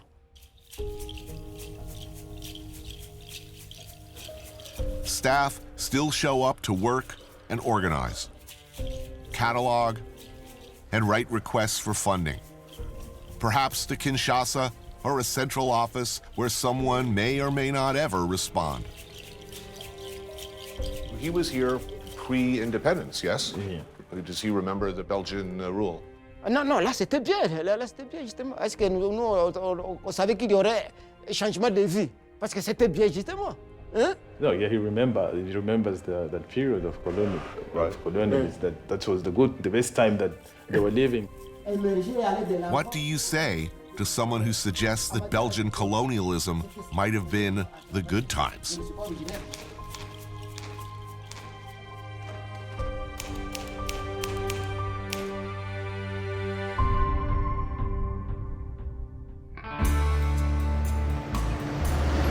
The road home, such as it is. Rotting bridges, makeshift ferries. It's an adventure. Fortunately, ours was a good adventure. The Congo is a place that's always fascinated me.